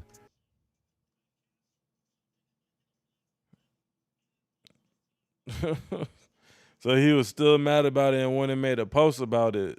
You never shoot a pay up or ice if your money isn't up. Please don't buy the hype and dice. If your money isn't on the floor, you're not actively in the bet. That's true. AB know how to shoot him. He had no money on the floor and he refused to be finessed. On the floor, you are not actively in the bet. AB knows how to shoot them. He had no money on the floor and refused to be finessed. They thought he was too drunk to pay attention, and he was showing them, don't try that. He was the one who was disrespected. Kodak put the money down, so the argument stops. He did put money down. So what do y'all think? Yeah, no, that was an interesting situation for sure. Oh yeah, I had this loaded up just for fun. Let's watch this real quick. Consider this a commercial break, but I'm on the mic still. Yeah, right through this gate right here. He right here. Yeah, I want my dog to play with your puppy, man. Absolutely, no problem. It's titled He Wouldn't Bite. He wouldn't bite. He wouldn't even punch a fly. Talking about like, you know, when you meet someone's dog, when you go to someone's house and they got a dog. Anytime, man. Yeah, you got a puppy too, man. I don't mind, man. Teddy, yeah. Go ahead, Teddy, and go down and play with the. Hell no. It looked like Kangaroo Jack. Hell no. Hell. The dog throwing them things. Hell no. Well, yeah, man. That's enough of AB for now. That's enough of AB for now. We gotta get through these. I'm not gonna lie. I'm gonna come back to Dame Dash, but he started off hot. We'll watch the first like 4 minutes of this interview. He came in swinging just like that fucking dog. But yeah, Dame Dash loved dogs too, so that's perfect. He came in swinging. Dame, happy to have you back, my man. Happy to have you. What's poppin' with you, man? What you got going on, man? What's good, Brody? Well, I'm here at the CEO Country Club in LA. I need some water. You know, what I wanted people to logically recognize is the last time you interviewed me, I was in the CEO Country Club in Florida, where there was the family center and the bowling alley and all that. And we were working out there. And a year before that, you had interviewed me on my family's ranch. So every time you interview me, I'm in a different building that I've occupied. So already off the rip, he's letting it be known that Dame Dash's broke narrative, he don't rock with that. So every time you interview me, I'm at some fly shit. And I've pivoted more toward the real estate part of this, because what I've noticed is everyone that's had wild success is still working just as hard as they were working when they didn't have wild success. And that means they're broke. When you're older, you don't want to work as hard. Yeah, I can unpack the AB Matana interview now that it's out. When they were streaming it, I went to it in real time on one of these streams last week, but it was too chaotic watching from the stream perspective. But now that it's the edited version is out, I'm down to put that into the mix. Maybe one, like the next Monday night stream or something. Or if we do one on Friday night, we might do a Friday night stream this week. Then I wouldn't mind throwing that in there. It's just a natural thing. Your body hurts. Your breath, the tolerance for new people, it all becomes limited. You only come outside when you have to. So everybody seems broke to me. Everyone, like when I look at a Fredo, who's supposed to be a rap legend, but he's working 300 days out the year, that isn't the life that we invested in when we were younger. The life I invested in was sit on a lake when you're 50, you know, be a real estate mogul. And the reason for that is because, like I've been saying, entrepreneurship is sort of a carrot, pause, dangling, and you're on a treadmill because you're always trying to grow. And a lot of these guys, you know, they kind of sell their soul to. Dame is easy to like poke at, but Dame be saying some real shit. That's why all his interviews do pretty well. He be saying some shit that's like, damn, he really put that together real nice. To the devil. And when I say that, meaning Here come the sneak disses though. He better start sneaking Jay-Z. For the devil. They let the devil give them money, but they don't think they're going to hell. But what I'm seeing is they're in hell right now. I know certain people. I know they don't want to be outside. I know they didn't like talking to people 20 years ago. Why would they like it now? So you're only outside when you're older, when you start getting vintage, when you I have a soundboard. The janky ass roadcaster. Again, bro. You hear that? That's Poetic Bison back saying again when he was getting checked on a live stream. Again, bro.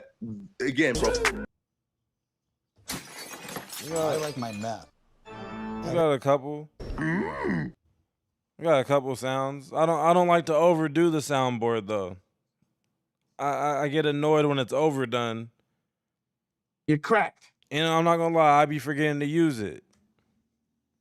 You only put on a stupid suit and put on some stupid ass cheap teeth that are too big for your face if you have to.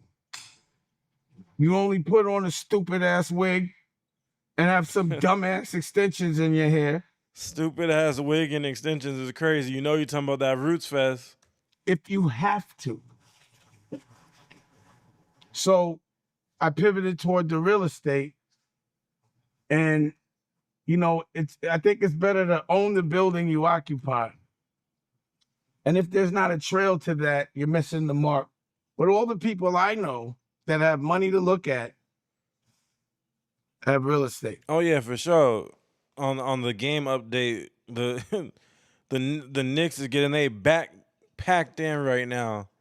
I love to see it. I'm scared to check my my little parlay though. It might be going well, but I'm gonna check it at halftime. I'm gonna stay disciplined on the parlay checking. The money that keeps them comfortable is real estate. So that was my approach, and I learned that from my neighbors who were billionaires, generational billionaires, but it was all from real estate. Dame speaking And facts, for I sure. understood the game, and I applied it, and things worked out. So when you have the equivalent of a hit record or a hit movie and it changes things, that's what imagine the equivalent of a hit real estate deal. It's That a probably different feel game. nice. So we're opening up here. I And mean, what we're how doing much here, passively? if you're looking, like I said, to the left or whatever, the angles look, pause, there's a very cool vintage BMW. How is the angles? How the angles look as pause is crazy. That BMW belongs to the person that's running shit here, which is Barter, who has a company, a very successful fashion line called Barriers. And the reason why I consider him successful is because he hasn't taken the devil's dollar. He's been able to scale his business and grow his business, pause, without the devil's dollar, but the devil works for him. And that's the car he drives. And he has another one in there, and he's so cool that he could drive in and park it and just walk right to his atelier. And we're putting all the equipment that we can make all of our stuff on our own, because it doesn't make sense not to when we want to employ Americans and non-Americans.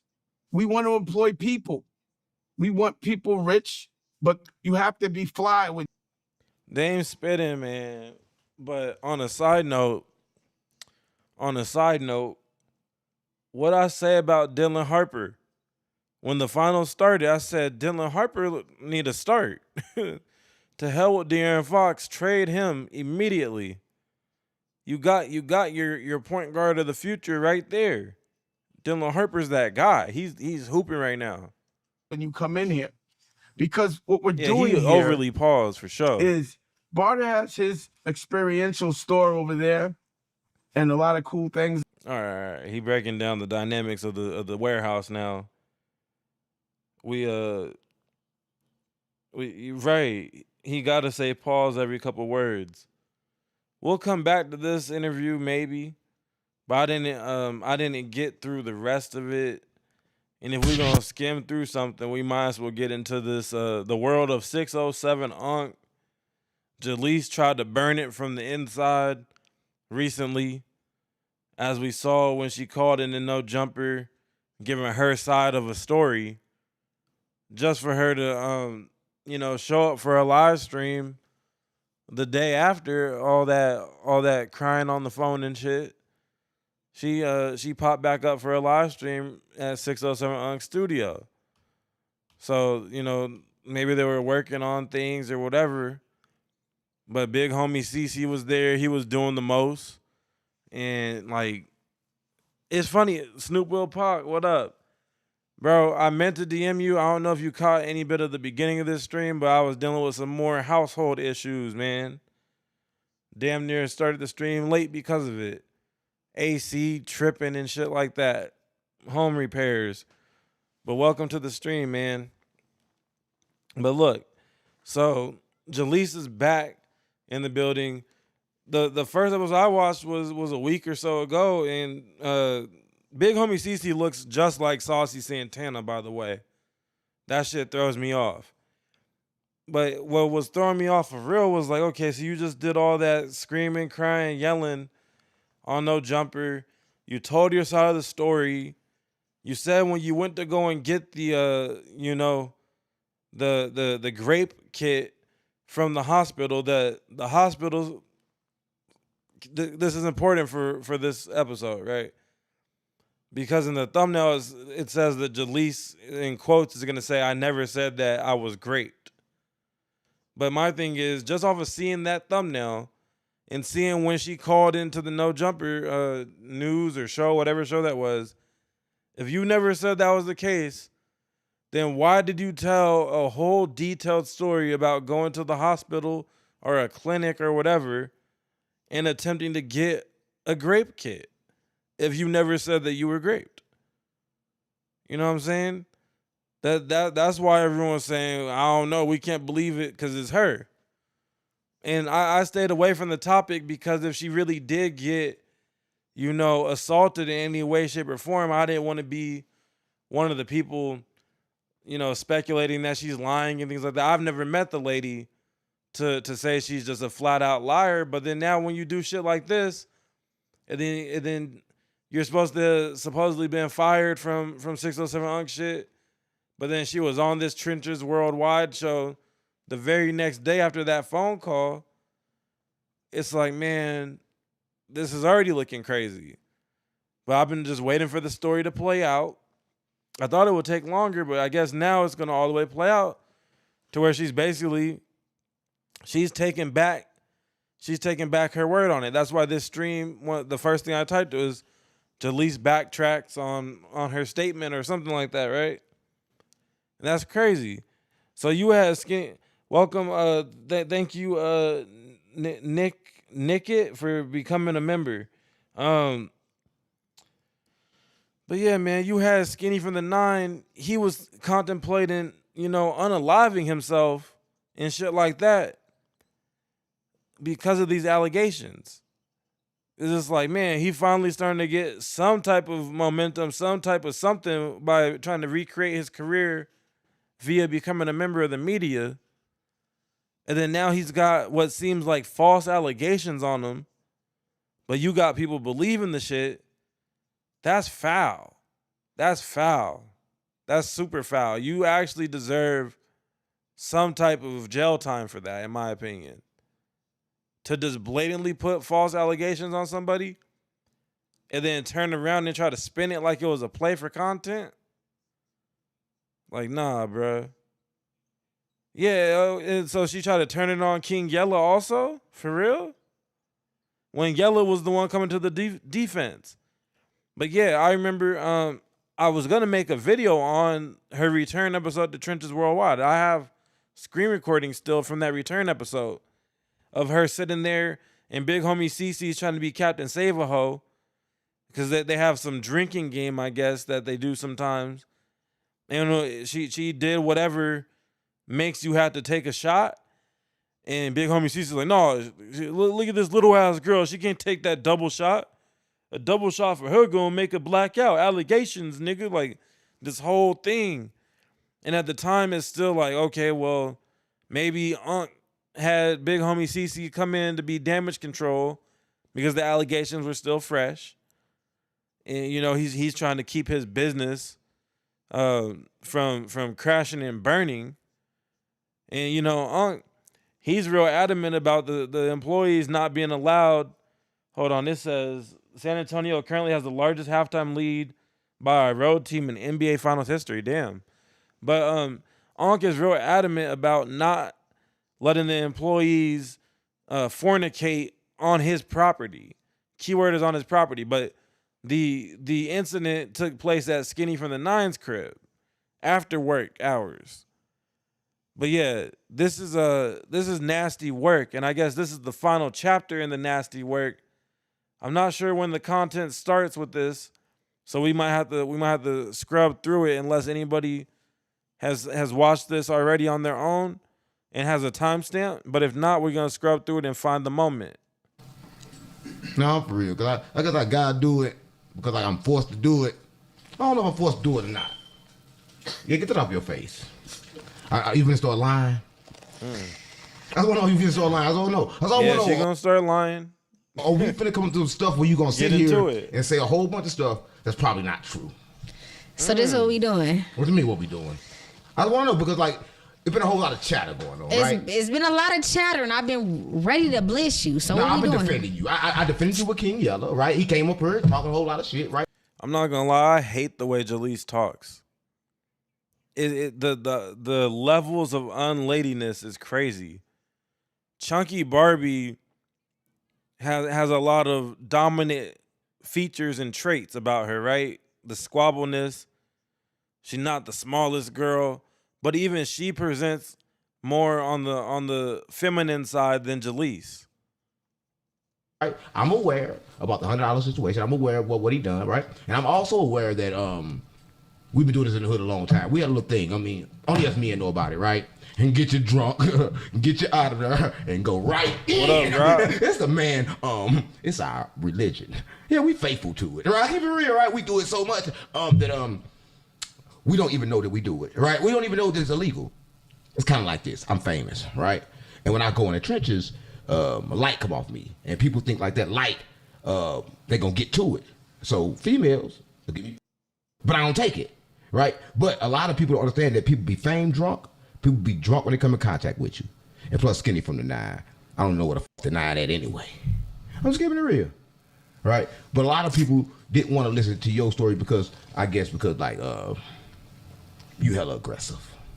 You talk too much shit. So that justifies. You hella aggressive. He breaking her down perfectly. But if the allegations were actually true, how she presents herself and the aggression and all that shouldn't matter. That doesn't mean that it's okay for something like what was being alleged to happen to her. That still shouldn't happen, but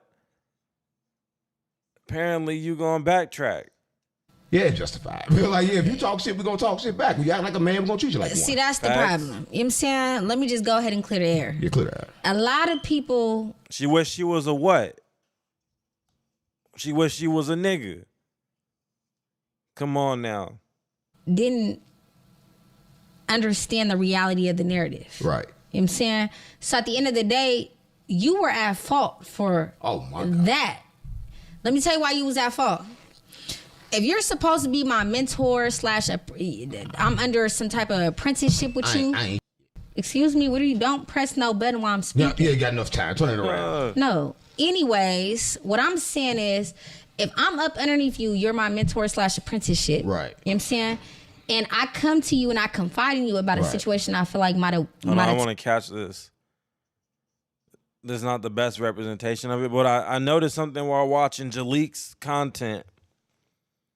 Her hands, she has the hands of a little person. You know what? That's the proper term for something that starts with the M, right? Little stumpy, little people hands. It really bothers me.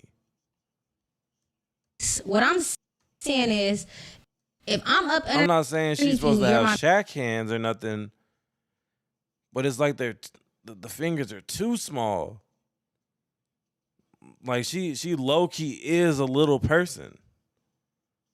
Little person, big world ass motherfucker up here. Acting all big and bad. My mentor / apprenticeship. Was she You know 4'11"? what I'm saying?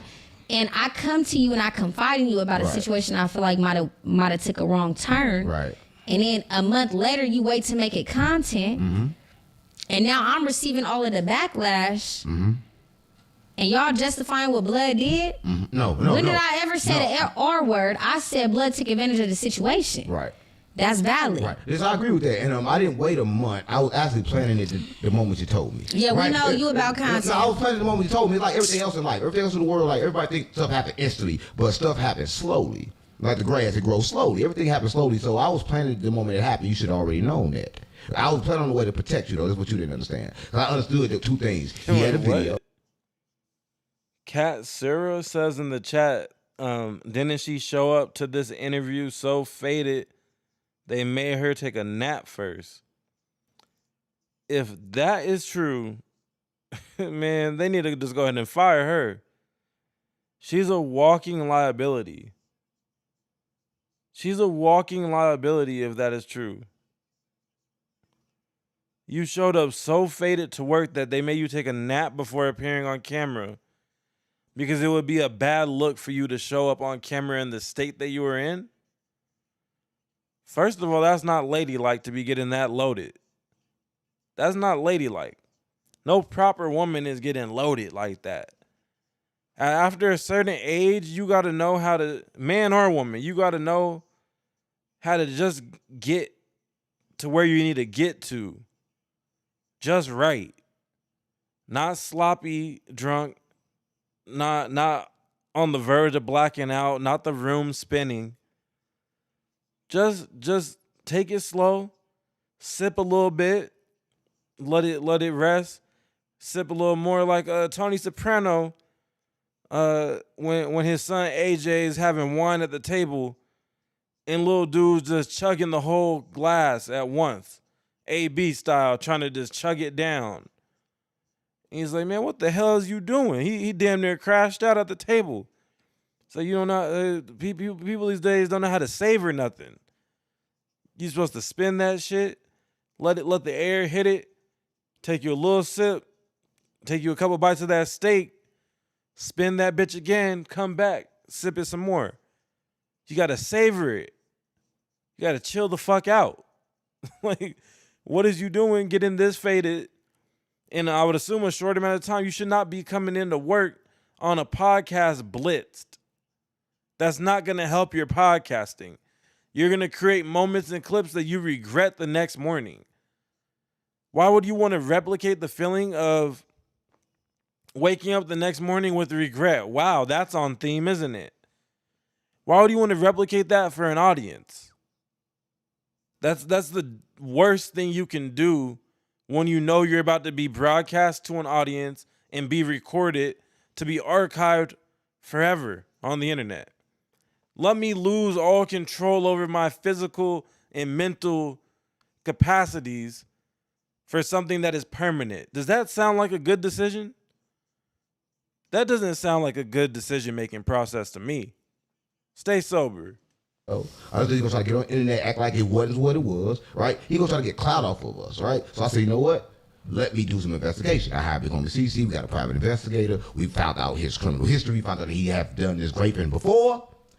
Okay, so they did bring in, they brought in CC to do the PI work. Like, you know what?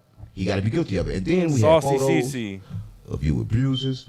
The fans don't know that, right? They don't know this. They don't know this. We had a lot of stuff that they did not know that we had, right? But with the online chatter again, with Whack 100, on taking narratives and they paint them a certain way. We got to understand this. When people get caught up in a certain slander, they're going to try to slander everybody else.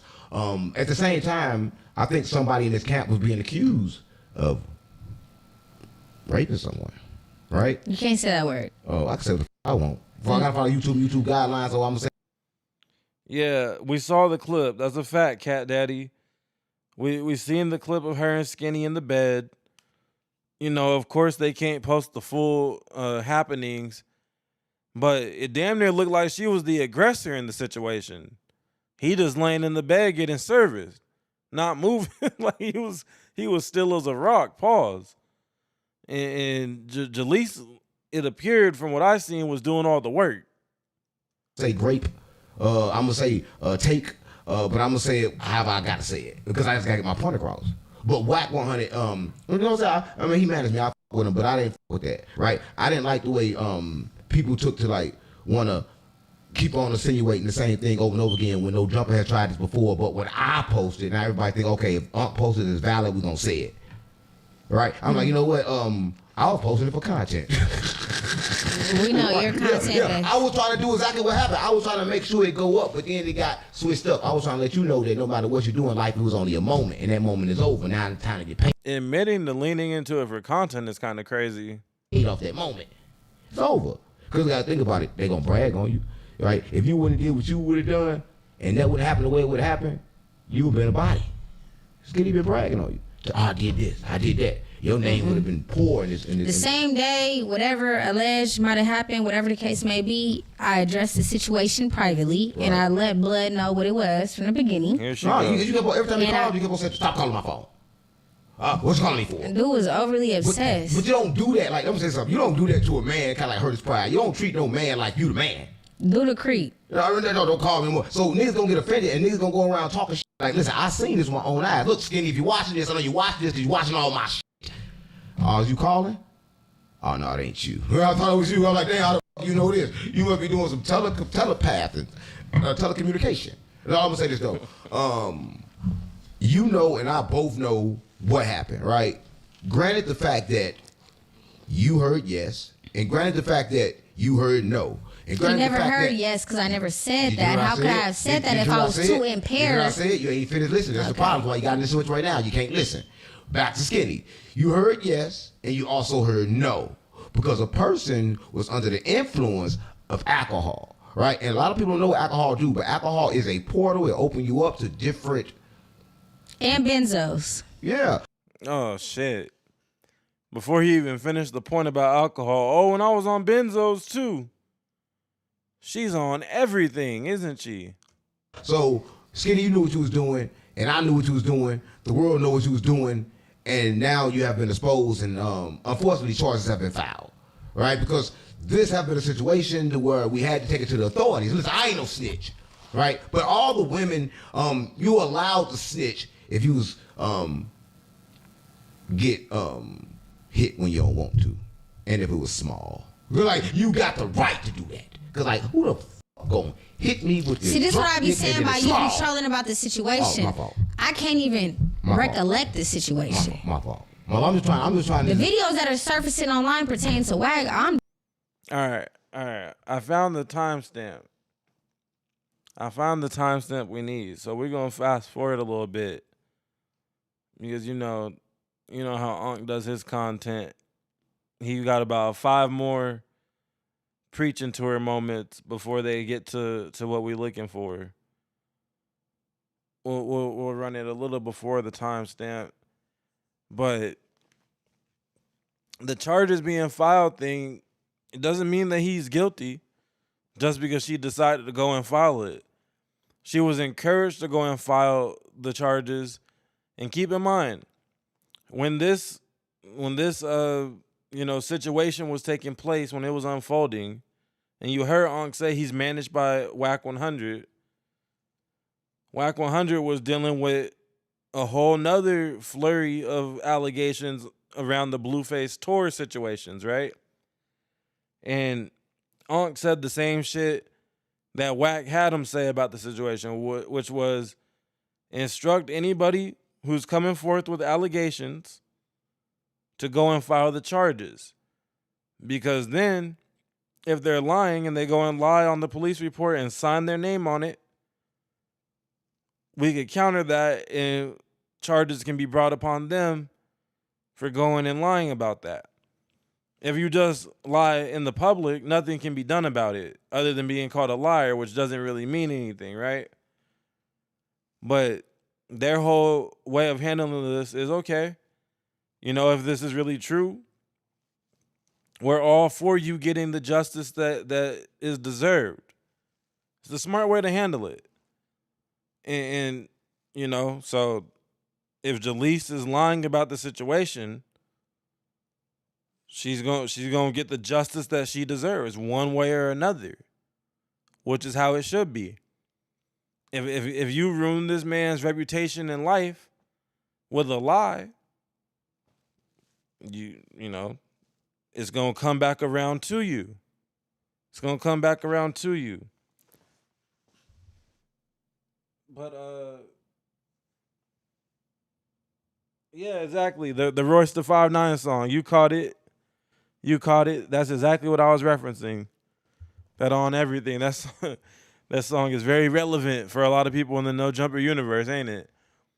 But here's about where we need to get to where she says that she never said grape. All right. Everything's gloves off. No, it's not. Yeah. With you, it's gloves off. That's what I'm saying. Like, y'all be playing in my face. No, I love you. We don't play your face. I just want to let you know that, listen, this spot is a good spot for you. And if you don't want This is my covered, spot. Yeah, if you don't want it filled, then you should be here. No, but you should have said, no, you're a predator, you're a weirdo. She felt like you took advantage of this situation. I never said the R word. I sat down Who with Fleece said the Johnson. R word? I sat down with Fleece Johnson. He take a lot of booty. I don't care about who take booty. Nigga, David worked for me. David took a lot of booty. Spot for you. And if you don't want This is it my covered, spot. Yeah, if you don't want it filled, then you should be here. No, but you should have said, no, you're a predator, you're a weirdo. She felt like you took advantage of this situation. I never said the R word. I sat down with Who Fleece said Johnson. the R word? I sat down with Fleece Johnson. He take a lot of booty. I don't care about who take booty. Nigga, David worked for me. David took a lot of booty. David ain't took nothing. Oh, He my fault. paid for it. I thought. Hey, yo. So, first of all, Poppy Wardrobes in the chat said, can you imagine he literally modeled his entire studio with No Jumper? Right. This is his news show. This is supposed to be like the No Jumper news, but then the backdrop, they did the paper graffiti wall, just like the main studio. It is kind of crazy. I see why now, why they were calling shit out. I should do Vlad type interviews with No Jumper Universe Orbiters. You're welcome for the idea. Thanks for the idea. I was supposed to my first interview was supposed to be War Chief Jumbie when the whole Brandon shit was going down, actually. I was gonna just run like a Discord interview or something and just leave my camera off. But you know, I'm not really in the mode currently to interview people, but I'm not against interviewing people in the future. We never ended up doing it, but we were gonna do it. But yeah, so y'all heard it. I ran it back so you could hear it twice. She said, I never said that I was taken. It's more so that I was taken. He took advantage of the situation. So my thing is this, by technicality, you had to have said when you went to the hospital that you believe that you had an unconsensual interaction. Right? That's how you get the I got it taken kit. And then the story about the kit not happening sounds kind of unbelievable to me. I'm not gonna lie. Hospitals have a lot of staff. I don't know if she went to a clinic or a hospital or whatever. If you went to a clinic, you could have went to another clinic. You couldn't drive 10 miles. There's a clinic every 10 miles in most cities. You're not in Oklahoma where the nearest hospital in some cases is 2 towns away, an hour and a half away. You're in Vegas. I'm pretty sure they got clinics everywhere in Vegas. They got a decent amount of hospitals in Vegas. So yeah, I don't know who keeps retracting messages. Maybe it's the author of the message doing it. I don't know how that works. But yeah, be easy with retracting messages. If someone really bothers me, I'm gonna hide them from the channel. So no need to hide chatters, you feel me? But yeah, like there's plenty of resources to go and get I got it taken from me kit done. Right? Especially in a pretty big size city like Las Vegas. So So she told everybody on No Jumper on her phone call, the one where Munchie B yelled at her and all that, which we're gonna get to. We're gonna go back into the past for that. But she said in this phone call, I went to the hospital and the person that does the kit, she said that the hospital said that the person passed away the day before or some shit. That's hard to believe. And I highly doubt they just have one person on staff that can do that. I don't know if anybody has any medical field experience in the chat. Let me know if my assumption is right or wrong. So I could be wrong, but I would assume that that's a pretty standard procedure for multiple people in any medical facility to know how to orchestrate a grape kit. I highly doubt that takes some special training. Right? The one person that can do it in all of Las Vegas at 3 p.m. on a Saturday or whatever died last night. No. Yeah, exactly. Any nurse should probably be able to perform that. I feel like that's got to be standard as can be. That's like if you go to barber school, you're going to learn how to do a taper fade and some of the most basic tasks that any customer is going to ask you to do. If the person that usually does it at that hospital passed away, they got 10 other people on shift right now that can do that. What are we talking about? When I heard that, that's when I said, I don't know. I didn't want to jump out the window. I wanted more information to come out in this case. You know, people overly talk and hurt their own situation. But yeah, man, it's no way that we're expected to be that stupid to believe that. This is why, let me tell you something about like women in the entertainment business. No, my audio channel. Come on, Road. Tell their story because there's so many men trying to justify I what never somebody dropped did my roadcast or that- nothing. My that shit is janky. Not okay. That was not okay. Okay? And I spent the past month, literally the past month, I didn't address nothing publicly. I didn't say anything publicly. I've been sitting on this for the last month. This happened over a month ago, or a month ago, I don't know. And I'm telling you guys, like, I never addressed this, even when they was running the content, and Flacco called, and Wack was saying what he was saying.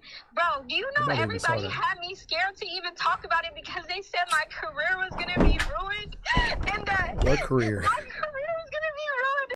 In the chat, it says, any nurse can perform a kit and they call the cops. That makes sense. So then you're going to get a police report filed and pretty much simultaneously. Because that's the thing. The kit, it has to be turned into the police, doesn't it? If you get a kit done, it automatically is turned into the police. It's evidence. The whole point of the kit is to collect evidence. It's not for your mental health. It's not for your peace of mind. It is literally evidence of a crime. Every hospital is equipped to collect evidence of a crime 24/7. You could probably, if you go at 3 a.m., 4 a.m., you could go to the emergency room of any local hospital and they will collect the evidence of the crime. So that's why it's being called cap. Your story ain't making sense.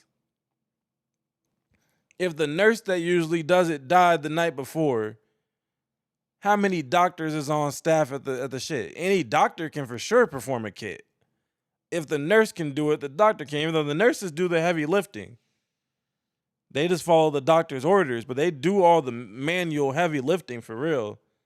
If you've ever been admitted to a hospital, you know. But yeah, then it says, my wife's a nurse and my mom's a nurse practitioner. So we got personal accounts in the chat that know how this plays out.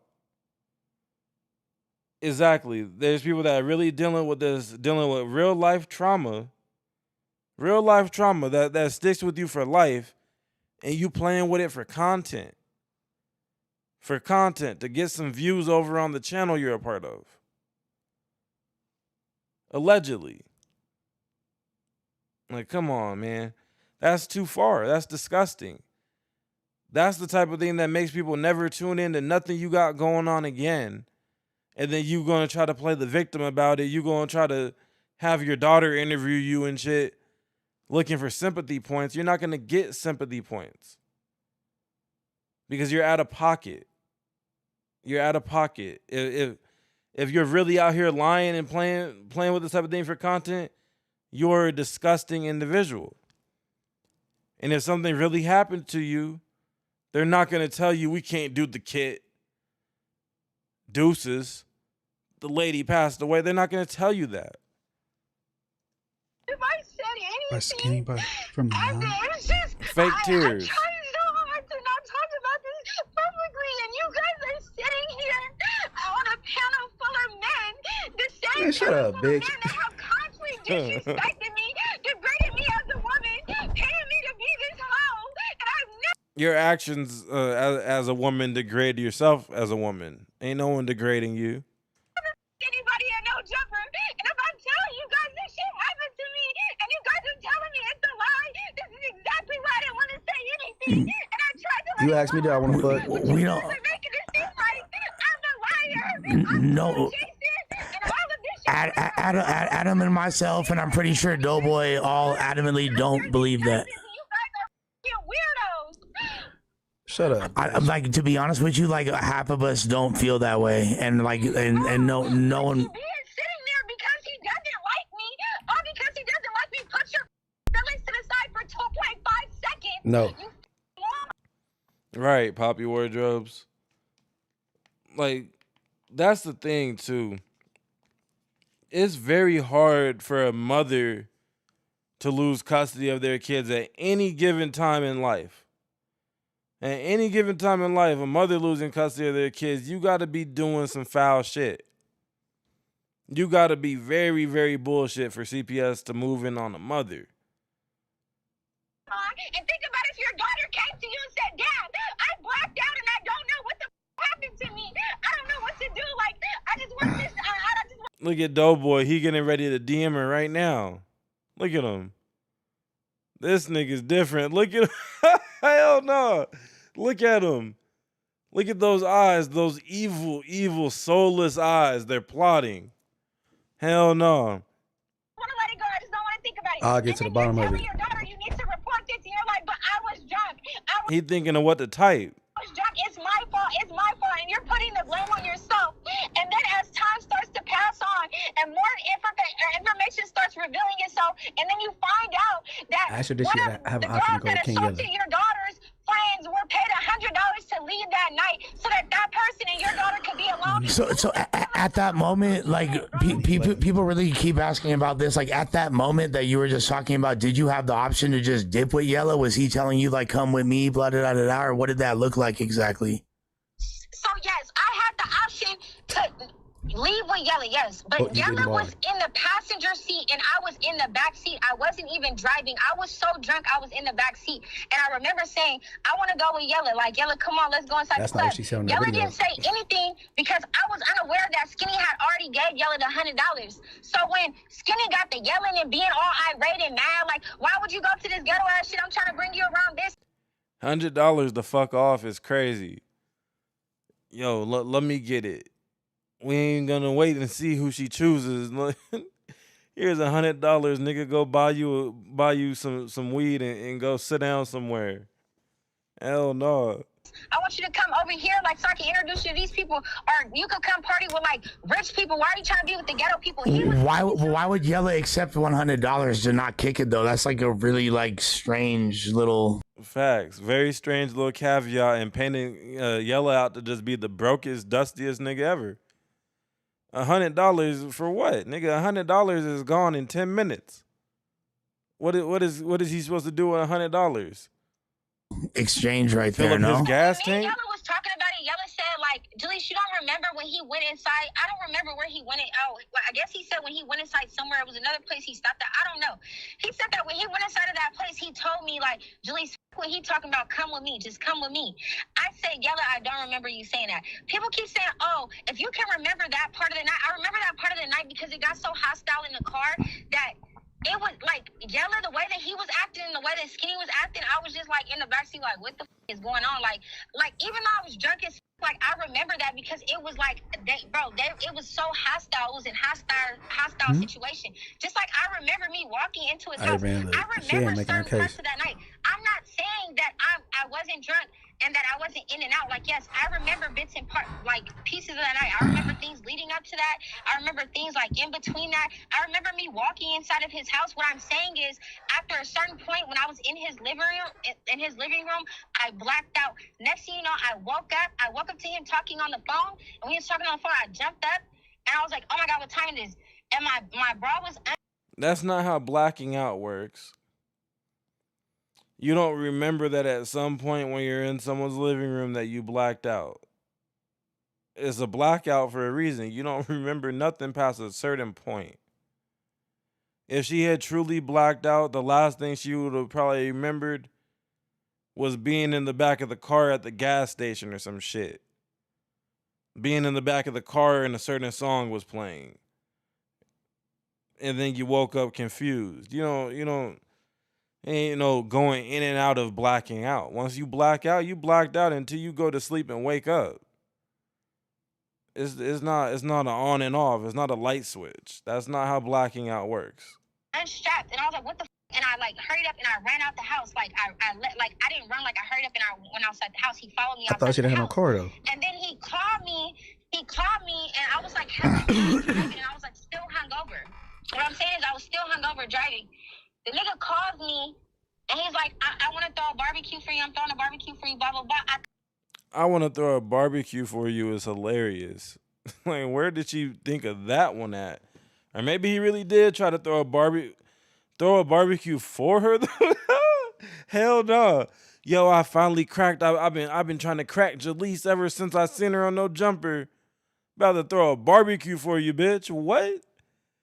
What is the barbecue? Is that supposed to celebrate that y'all fornicated? Where does the barbecue come into play? A barbecue for you, not just. What's more believable is, hey, I'm throwing a little get together, a little kickback. We're gonna throw some shit on the grill, pull up. We're gonna continue partying like last night, or yesterday afternoon. But a barbecue for you is fucking crazy. That is hilarious, actually. And she's trying to paint that as his way of feeling bad that he might have done something wrong. And so he tried to throw a barbecue for her to make her feel better and maybe not press charges. Wouldn't he just spend the money that he's spending on the barbecue and just send it to you instead if he's trying to keep you quiet? What is a barbecue gonna do for the nigga? He's better off going and getting you some of your favorite little, you know what I mean? Some of that, now I'm saying, Bristol Farms would be a better use of the money instead of throwing some chicken and ribs on the fucking grill. Yeah, it's gotta be a play. When you saying shit like that, it's gotta be a play. And then he tried to throw a barbecue for me. Like, what? Is Tyler Perry right in this play? Kind of felt like he already kind of felt like some weird shit happened, but he was trying to like justify kind of whatever barbecue? happened. She said She's trying to paint the barbecue as the apology. That is fucking insane. What is this? The 607 keeps saying that like he was in love with you or whatever. Like, was this like an ongoing thing? He trying to pop at you and like, because I'm a little confused about that part right there. I didn't know who Skinny was. I guess Skinny knew who I was from No Jumper. A lot of people know me from No Jumper. A lot of guys are infatuated with me, finally see me in the flesh. I didn't, like, Skinny was like one of those guys. Yes, he was like persistent for like 2 days straight of trying to be around me. Yes, that. I'm gonna let this play. I gotta take a restroom break real quick. I'll be back briefly. We're gonna get to the part where she says the taken away person in the hospital was passed away when she got there. Okay. But was it more noticeable than like the average dude trying to just pop at you and try to hit it? Like, because the way it's being described is he's being like infatuation. Yeah, there's like an infatuation there. I'm not gonna lie. It was good, and that's what makes it even more weird. Like, he had malicious intent because he knew he had to get me by myself. He knew he had to get me drunk. Bro, we were off 3 liquors that night. We were off of 50 Hennessy. He was trying to flatten the Cuban sandwich. We were off of, it's not funny, Les. Sorry. We were off of Don Julio, we were off the 50 Hennessy, we Yeah, were you gotta off move on to the Buzz next person. Balls. Oh, So it's like, I was intoxicated. I'm telling you, if I would, as many times as I've been drunk at no jumper, bro, I know how to dip and leave. No, this is like, look, you and we've all said you never done anything crazy over here, bro. Like I've even kicked it with you out, like you didn't do nothing crazy. You feel me? Like I'll say that multiple times. This night, just something crazy happened with a nigga that's overly infatuated with me. Man, I mean, Because he knew he couldn't do it any other time. Why'd you have to pay your partner $100 to leave? If you felt confident in getting the pussy, Hey, she'll know she already said on the internet. That's the funny part. I've never had one of my friends do that. Be like, yo, here's $100 if you like, yo, she's You not. did. Yeah, that's an interesting strategy. That's like, I'm not Yellow gonna, was and I don't want to just jump. I'm just like really trying not to jump out in the window and speak on a situation that don't involve me. That's all. You feel me? What I'm gonna say is, you guys, I get it. It's a lot of women that come forward, but listen, this happened a month ago. I never said nothing on my platforms. I subliminally talked about it because yes, I was drunk. I take accountability for that. I'm not taking that away. I was drunk and I should knew I was past my limit. Yes, I take full accountability. But what you guys are not gonna do is justify the fact that this man took advantage of me and he knew that I was not interested in him. them two things can't be true. It's a million niggas I be all around and I be throwing myself at, flirting with, touching this. Stop it. That don't mean me while I'm passed out. That's weird. And look, I would never. No, that's in, like. Who said she was passed out? Yeah, and that's insane. I would never victim blame, especially. Weird. You can't show parts of like where I'm still kind of like up, like kind of. But if I'm falling over, leaning over, you gotta drag me into your room or carry me inside of your room because we were in your living room. How did I wake up in your bed? Yella said that the video 607 Uncle Yella said that the video that they seen of me was in his bed. Before I blacked out, we were in his living room. You walk. So make it make sense. And then why did I have studs on my boots, my brand new boots? Like, I didn't fall. I don't even remember falling that night because I was in the car most of the time. Every time I got out, Skinny was holding me up. He was holding me up, holding my arm, holding my hand. He was holding me up. Hey, what she saying not consistent, bro. So how did I get from the living room to your room? So like I said, it's an open investigation. All he has to do is whatever he's showing to Yella and I ain't seen none of the videos besides the one that he sent me while I was walking around holding up my phone. I got them same videos in my Snapchat, nigga. Ain't nobody denying the thing because I see it in my Snapchat the whole next day. What are you talking about, nigga? How did I get from your living room to your room, bro? You Why walk. are you not? This is why I'm saying this is why I had to make a police report because now you're playing and it's like, what? Some weird shit happened, and the fact that I found out that you paid Yella $100 to leave that night, you had malicious intent. So what was the deal with the R word kit? You were like unable to get it because you had to like have How does that? In Las Vegas, you have a certain time frame. All right. I'm gonna press play on it again right now, so I can queue up the part we need. It might have passed it. How does that in Las Vegas? You have a certain time frame. Okay, I'm literally on that part, huh? I don't know what type of time this thing is on. I'm letting the hospital know this. Okay, yeah, she about to say this bullshit right now, but I'm gonna run it back a little bit for myself. To leave that night, you had malicious intent. So what was the deal with the R word kit? You were like unable to get it because you had to like have How does that? In Las Vegas, you have a certain time frame to like. So when you go to the hospital and you report, I didn't report a rape because even then I was still like kind of indecisive in regards to what really transpired. I just know that I blacked out and I wanted to get whatever happened. Like I wanted them to like test me for everything. Like, do I got any STDs? Did he give me HIV? Did he give me herpes? Like, I had them test me for everything. I told them everything that happened. I said I blacked out. I don't know what happened. These was off drugs, on top of alcohol. So you feel me? I don't really know what happened. So I just want to secure myself because I don't want to end up having some that, you feel me, it might be stuck with me forever because this Like, I don't know what type of timing this thing is on. I'm letting the hospital know this. They said we can't perform a rape kit here because the lady that usually does it, she passed away. So now we have to send a referral. If I'm lying, I'm flying, nigga. How you gonna say that with your chest? That's the craziest shit ever. So now we gotta send a referral. Guess what? Go to a different clinic. Go to a different hospital. Go to literally any emergency room. They can't turn you away. They have to perform the kit. It don't matter about your insured status or none of that. If you're not insured or they don't accept your insurance, you'll get a bill in the mail. Don't pay it. It goes away in 5 years or some shit. Just go somewhere else. If that's actually what was said, which is hard for me to believe, you have other options. You don't have to just wait for that one facility to hire a new person to replace the recently deceased.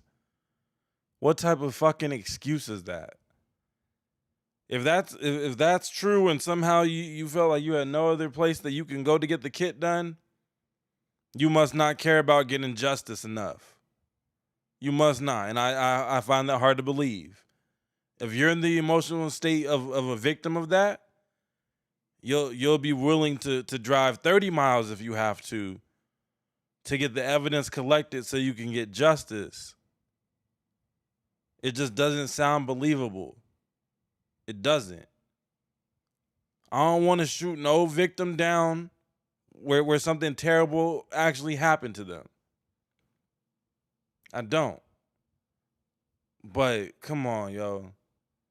We're supposed to just go for this? You're playing with people like everybody's just as dumb as a rock. No, she said it happened. She said the nurse was dead, so she couldn't get the kit. So that must be true. We're just supposed to believe that at face value? Come on, bruh. I wanted them to like test me for everything.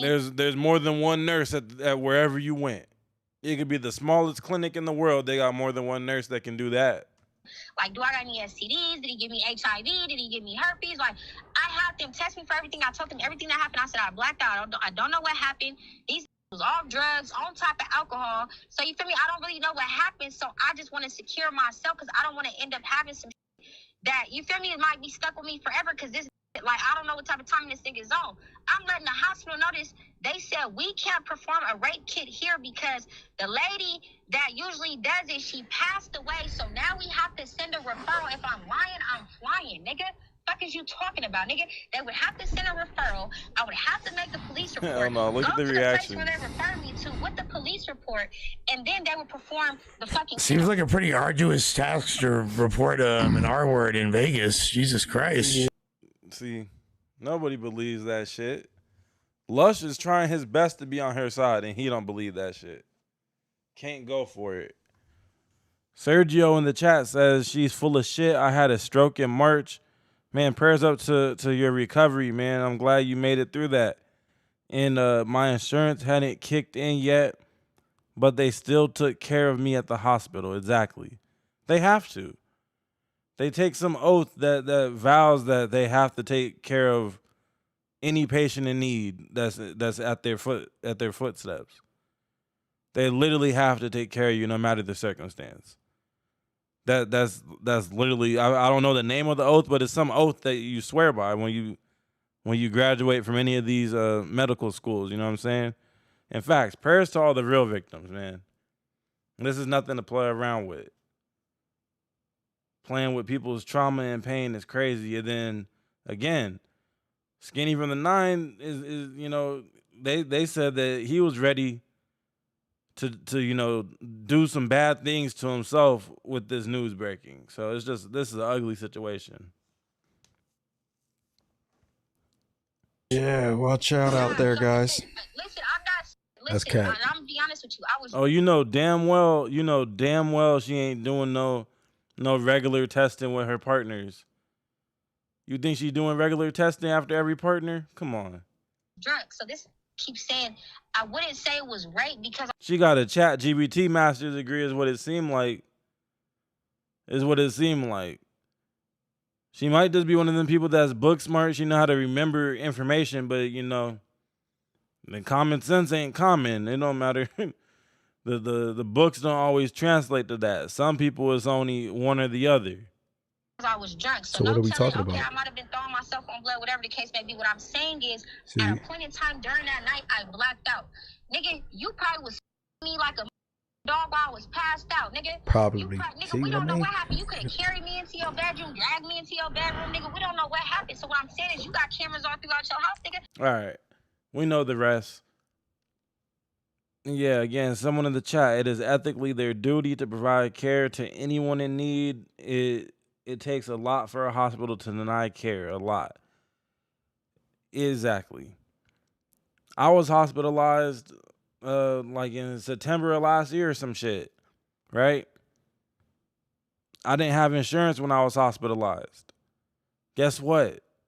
Guess what they did? They still admitted me. They took care of me all the way to the point where I was healed and can be discharged. And then when discharge day came, they brought like a social worker basically. Came in the room, told me my options, and like I reviewed your case, blah blah blah. Gave me the advice on how to expedite the process and all that. And they made sure I had enough of what I needed to be straight while that shit's getting worked out. And they're like, hey, if you run out of your medications, pull up whenever to the ER and you can get more prescriptions through the ER, worst case scenario, if the shit takes too long to get you your coverage. And now I'm on top of my shit. I was one of those people, I thought I was invincible until I was hospitalized. I wasn't going to no damn doctor appointment or none of that. No regular checkup, none of that. I'm straight. You know, a lot of men, we fall into that. But I'm not playing with it no more. And I'm proud to go to my shit. That's what I'm telling you. I'm going to finally get my glasses updated. You know what I'm saying? I haven't had my glasses updated in like 10 years.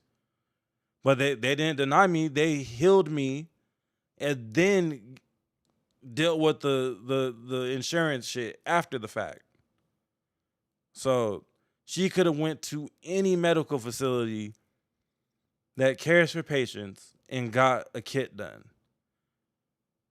Straight up. Right, we black, we invincible. Yeah, until you're not invincible. If you're in the chat and you feeling like Superman, just go get your checkups, because think of it like a car in preventative maintenance. It's better to get the preventative maintenance done or catch things early instead of trying to play from behind and you know, catch things when it's too late. Straight up. It's better to be Adam 22 getting a colonoscopy in his office and getting walked in on by Bo Jackman than to you know, all of a sudden not wake up one day. Straight up. There's nothing embarrassing about taking care of yourself. Well, you know, you can only control what you can control. What we can control is to walk through those doors and deal with it. And really, it's not that bad. It's everybody's job in these medical buildings to care for people. So it's not going to be a bad vibe. The doctor's not going to judge you. Don't be afraid to answer the questions correctly. If you smoke and drink, let them know, because that might affect what they, you know, your medication regimens and shit like that, man. Straight up. Hold on, what? I like a hood ratchet, like a project car. Turn her into a decent human, then leave her. Oh, damn. So you just like keep on going to the next project, basically. Once you done fixed up the whip, you need another whip. Why do I have the No Jumper News up? Let's see. There was something about it. Hopefully I have screenshots. If not, we're going to skip. So I don't remember what I wanted to cover on the No Jumper News. Let's see. I don't have anything in my screenshots, but I might have. Or do I? No, yeah, that's the other one. Let me check the notes. I didn't write nothing down for this. I think it's because, I know what it is. I don't know if Lush, you know, he was doing the whole dark humor thing or what. But somewhere in this motherfucker, Lush is gonna say that he been beating off to Lotto since before, damn near since before it was allowed or something like that. I guess Lotto was on a rap show before she was 18, and Lush made a crazy joke. A crazy, crazy joke that we are gonna play back. We ain't gonna let this one slide, Lush. You tripping on this one, man. Maybe it was the sleep deprivation that got him to admit some shit that he should have never admitted. You this is like admitting that you was beating off to like a 16-year-old that's on American Idol. This is the equivalent of that. What he's about to say, I'm about to pull the transcript right now. So just bear with me for a second. The top comment says, Lush be trying too hard. I wonder if any other comments called out that shit he said. It looks like most people didn't get to that point in the episode. It's mostly people just complaining about the cast. Yeah, nobody's complaining about it. I do see one comment that says Lush is piping Astrid 100%. I do see that. He's being open with it now. I called it. When Jerm said, fuck you, Astrid, on the phone, that was basically the green light for both Astrid and Lush to have a little spite, you know what I mean, on the drive back to the park after work. And you know, Lush, he like getting tongues inserted into his booty, into his man butt. And Astrid likes to go digging inside of man butts. So, you know, Lush, he was having a space race to see who could crack Astrid first, him or Adam. But let's see. Transcript. We're looking for, y'all think, let's see if Lotto will pop up in the transcript. I doubt it. I don't think it's going to register that word. Yeah, it doesn't. Young. Nasty search. I know I could find it. Maybe I'll just go to a round when I think it happened and read. Here, I'll let it play. Just fuck his intro. I don't hear that shit. Yeah, on God. Like, Yeah, we gonna link up. No, he's like a good friend. I could tell like the text when you like the homies are like, yo, like you all right, fool? Like, yo, I'm gonna come see you soon. Like, Yeah. You're gonna drop dead at any moment, if we're being completely honest. Yeah, I just So, want like- to, check the temperature with my boy. Just make sure you're in a good headspace. You know what I'm saying? Sometimes it depends on the people you're around. You know what I'm saying? The energy and all that. Yeah, exactly. Being around Mango and Cereal from the East has been very dark energy. Yeah. They shoot people and stuff. I don't do that type of Yo, stuff. what's I'm up just with trying to bro have fun. creating a million different Instagrams? Because Blampiana, like, Oh, yeah, they keep getting them, huh? He told me he had a bae that was like hating on him, doing weird shit. Yeah, it doesn't. Okay, so I guess like ex bitch or something. Yeah, it was like his thing or whatever is yeah, and they got into it, and there's I guess words exchanged in the inbox allegedly. Yeah. She like reported all his messages and just kept getting deleted. You totally could. Yeah. Yeah, why it's so You totally easy to could. get his page blamped like that consistently though? Well, no, His now bro should be up for like a week. But I think that's when they get you because like whenever I follow a new page, it's like be careful, this is a scam and shit. Oh, he's already Yeah. flagged. yes. Oh, Yes, they've been trying to force. shit. We've been circumventing the system. We've been like doing for weeks. I'm not gonna lie. This talking sounds like it's just so distracting. Literally distracting as fuck. I'm getting overstimulated just listening to this nigga talk off the meth.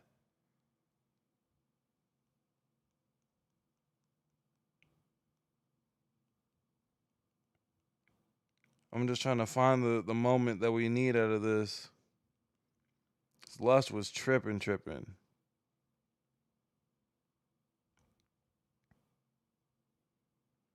I feel like they covered like 2 topics, and the rest of this episode was straight bullshit. And they really don't even like really get into the topic that they're talking about.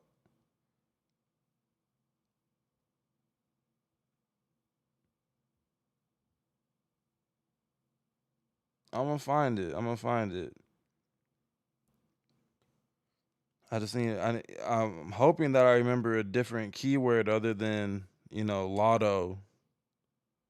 I know at one point they said like, who do you think is the best looking female rapper or some shit, and it was like they were voting on who they thought was the best looking female rapper. Let's see.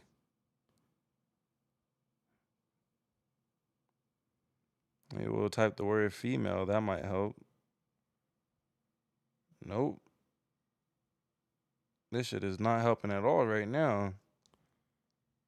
Oh, clutch. We got a timestamp in the chat. W let my nuts hang with the timestamp in the chat. Thank you so much. You done saved me. I'm going to go a little bit before it just for context. Oh, that's a little too much, a little bit. Let's go there. Boom. Because Astrid walked by and he switched the cam straight to it. He said, okay, so yeah, that's what triggered it. So Astrid had to leave the episode early to go and do some work or something. Go eat some ass somewhere. And the camera op was on some gooner shit. They're all laughing at the gooner shit. Because, they get to watch her walk away midstream. swing. And then he took a picture of the screen in front of him. You said, the fans are going to be very disappointed that you're leaving, but you walking away is going to be their favorite part. Yeah. And then this full switch. And then he put his cock in his hand and started. Whoa. Shower curtain pants is crazy. Moose Knuckle is overly horny, by the way. I learned that in this episode, too. Broken in. He was in his car like this. And Lush does look like he has peg legs. This is 2 episodes in a row. He pulled up his pants the other day to show his kneecap high, cholo socks that he had on, but it just came off like a peg leg. And then Moose, he's trying to wear the baggy cargo pants, but you can't match. Now, these shocks are hard. I fuck with these shocks. But this isn't the right pants to pair shocks with. Absolutely not. These don't go together. This is crazy. You could fit a whole nother foot right here. Okay? You can literally, if we took a screenshot of this and put it in Photoshop, we wouldn't have to manipulate it at all to make it look like you have 3 feet instead of 2. We'll just copy and paste this right over there. So that's a bad look. That's a bad look. This nigga right here calls himself the flyest podcaster, but he's just dressed like he's going to the skate park after this. And then Josh is Josh. He's not even really supposed to be on camera. He was just filling in because one of his girlfriends had to leave early. Put the condom on first. And then the fucking Instagram is logged out because he's looking at fucking OnlyFans on there. Yeah, fat. Dude, yeah, Josh was in here first looking at OnlyFans. Okay. Yeah, definitely. Josh's 100%. Josh's real life is OnlyFans, if we're being honest at this point. It's pretty admirable. Fucking, yeah, Cardi B is not That excited silence about was the crazy. Yeah, what By the way. happened? Yeah, no, I yeah, pulled it up. She said this is And then nobody has shit to say to this week And then the fucking Instagram is logged out because he's looking at fucking OnlyFans on there. Yeah, fat. Dude, Yeah, Josh was in here first looking at OnlyFans. Okay. Yeah, definitely. Josh's 100%. Josh's real life is OnlyFans, if we're being honest at this point. It's pretty admirable. Fucking, yeah, Cardi B is not excited about the version. Yeah, what By the way. happened? Yeah, no, I yeah, pulled it up. She said this is. okay, let me see. She said this is absolutely disgusting. This Okay. is a miscarriage of justice. Like there's several miscarriages I've had. Oh my Yo, wow. A miscarriage of Cardi, justice. sue him. Oh, No, I love her. Not me. I love her. Sue him. I love her. I was joking. Tasha bro. Uno. No, Hit him with that suit. No, I love her, bro. I would never. Cardi, I would never talk about you like that if No, I you would fucked with never. me. If you hung out with me, Cardi, I would never say something like that. Man, fuck that big nippled ass bitch. Fuck is you talking about? Cardi B ain't never gonna give you the time of day, nigga. You better off violating her for the clip. Fuck is you talking about? Cardi, I'll never talk about you like that. Give a fuck about Cardi B and her orangutan nipples? Fuck out of here with that shit. That I changed Cardi life. Yeah, no, Cardi could I'll let her like. change my life. I won't make you hang out at the casino all day. Cardi could do me twice as slimy as Jerm ever dreamed of. Like that. I'm dirty macking if I'm trying to game up Cardi B. I'll never have another baby outside of you. Yeah, out of wedlock. I would literally like brandish weapons on Stephon I would let her Diggs. brand me. I would let her brand my Who's like chest. the baddest in the game right now? Lotto. Here we go. Here we go. We're gonna zoom. We want to look at Lush eye to eye for this one. Oh, and he geeked up off the Red Bull. He said he came in off no sleep. He was up partying all night, getting his ass ate by his co-host Astrid. No hesitation. 21 Savage is. Lotto is bad. Lotto Who's is better bad. than Lotto, chat? Who's better than We Lotto? got all the gooners Hey, in what's chat. a I know ba- they who would know. you rather nut inside than Lotto, bro? Like just That was the question. besides like That was the question. That's a diabolical question. Oprah. Him and Germ is never getting back together, huh? Yo, bro. No, Yo, I not met Gail Oprah. King. Yeah, I just Swear. besides someone's gonna Gail make King, you bro. rich. That's who straps Oprah down, I heard. Yeah, I'm not. Nah, see. That's just what Narchi spitting facts in the chat. Bro said these dudes' moms is just happy they out of the house. That's a fact. I heard. That they be I'm fucking. No, but there's a hotter girl. There's a hotter girl than Lotto, actually. Oh no, This you nigga's know, crazy. you know who might be Gail, hotter that than was him. Lotto? Chroma is full. Chroma. No. Chromas is not. Chroma's might be Chroma's like my is favorite bad. bitch. Bro, it's a few. Like, I gotta look it up, bro. Cause Ruby Rose is still bad. Yes, still love her. bad. SZA's a Ruby Rose is baddie bad. for sure. Yes. Yo, that one streamer Terrorize chick me. is bad too with the curly hair. Yeah. Not Yana. Stunna Sandy. Yana? Is Or it something like Yana? that. The one that Yana. looked like. Oh yeah, I caught it in real time when he said the shit about I'll let her brand me. Yeah, nigga, what? Weird ass nigga. I'm gonna add that. I'm gonna remove the backdrop on that so we could just throw it in like when I was doing that on the edits not too long ago, where you just overlay it so he could just pop up right there on the couch and look at Moose crazy when he said that shit. Stunna Sandy, who, she's by the way, bad, bro. Stunna Sandy. Yana's better than Stunna Sandy, but Yeah, Stunna she is. Sandy's bad too. I don't know who that Oh, is. Coil Ray. But you see Drake's fucking Coil Stunna Ray Sandy? is Yes, crazy. for sure. Drake and Coil Ray Turks got with sex Stunna appeal, Sandy. but Coil Ray ain't bad to me, but she has sex appeal. No, Ruby over Koi. Yeah, Yeah, I would definitely because she don't yeah, got a I ton would of ass definitely- and titties and shit. That's No, what, Coil that's what Ray's she missing. so But she got the fucking sex. hot, She dude. got the. She done got a little thick now. She done add a little something. I'm gonna say that. I'm gonna leave it there. These niggas don't know ball. Sex appeal though, for sure. Dude, I like, but for if you're like super into thickums, and then you see some shit like Coil Ray, and she's still flexing on all the Exactly, thick shit. yeah. Like, dude, you fine as fuck. Yeah, she. Facts, man. This is like hearing a bunch of incels have a conversation about the bitches. Like, man, shut your virgin ass up, nigga. Finer than a lot of BBL bitches for surely. Yeah, like no, but I don't think I'm crazy with the Lotto pick at all. Here we Like, go. No, Somebody said I that's- take down that's- Pooh. Okay, Pooh got some hoes in the chat. That's crazy. That's a man who typed that. Well, oh shit, this is a crazy freeze frame. He might be losing his teeth again. Can we get a closer shot on Lush, please, in the next episode that he's on? He's gonna be on tomorrow. Tomorrow's Thursday. For the formerly known as the Thursday show, I hope they do a solo cam on Lush. I want a close up at least. So that's from the chest up, okay? We want chest up. Right now we can't get any closer, but his teeth look like they're deteriorating again. Really an extreme close up, but that might serve as a jump scare and hurt the viewership. So whoever's in charge of the cameras, just a close up would suffice from the nipples up, okay? And with about that much headroom would be perfect.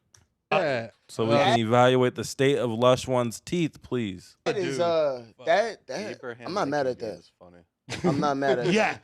Yeah. I think I've been I'm like, not mad at I've probably been gooning gelato since it was damn near inappropriate. You Whoa, feel me? Like,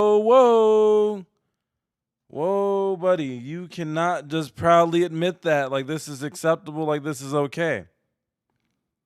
You try to say probably, so you don't remember when you started gooning the lotto, but basically it's whenever you first saw her. Which hold the fuck up. Let me Google something. 'Cause I'm not like I never watched that rap show. I heard she became popular from some like rap version of American Idol. When did Lotto go on the show that made her popular?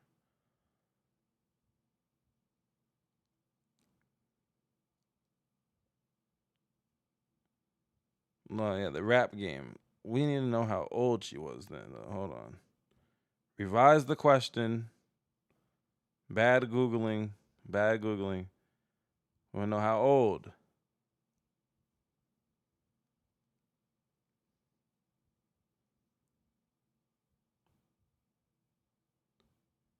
Oh, hell no. Hell no, Lush. Type this in, y'all. Type this in. How old was Lotto on the rap game? That's all you got to type in. All right? And the results are in. Lotto won the first season of Lifetime's The Rap Game in 2016 at just 16 years old. Mentored by Jermaine Dupri, blah, blah, blah. Lush was proudly gooning to a 16-year-old on a fucking Lifetime television show. Imagine being Lotto and finding out that this crawler, this creepy crawler of the night, was ferociously beating his meat while you were, writing songs and being mentored as a fucking child.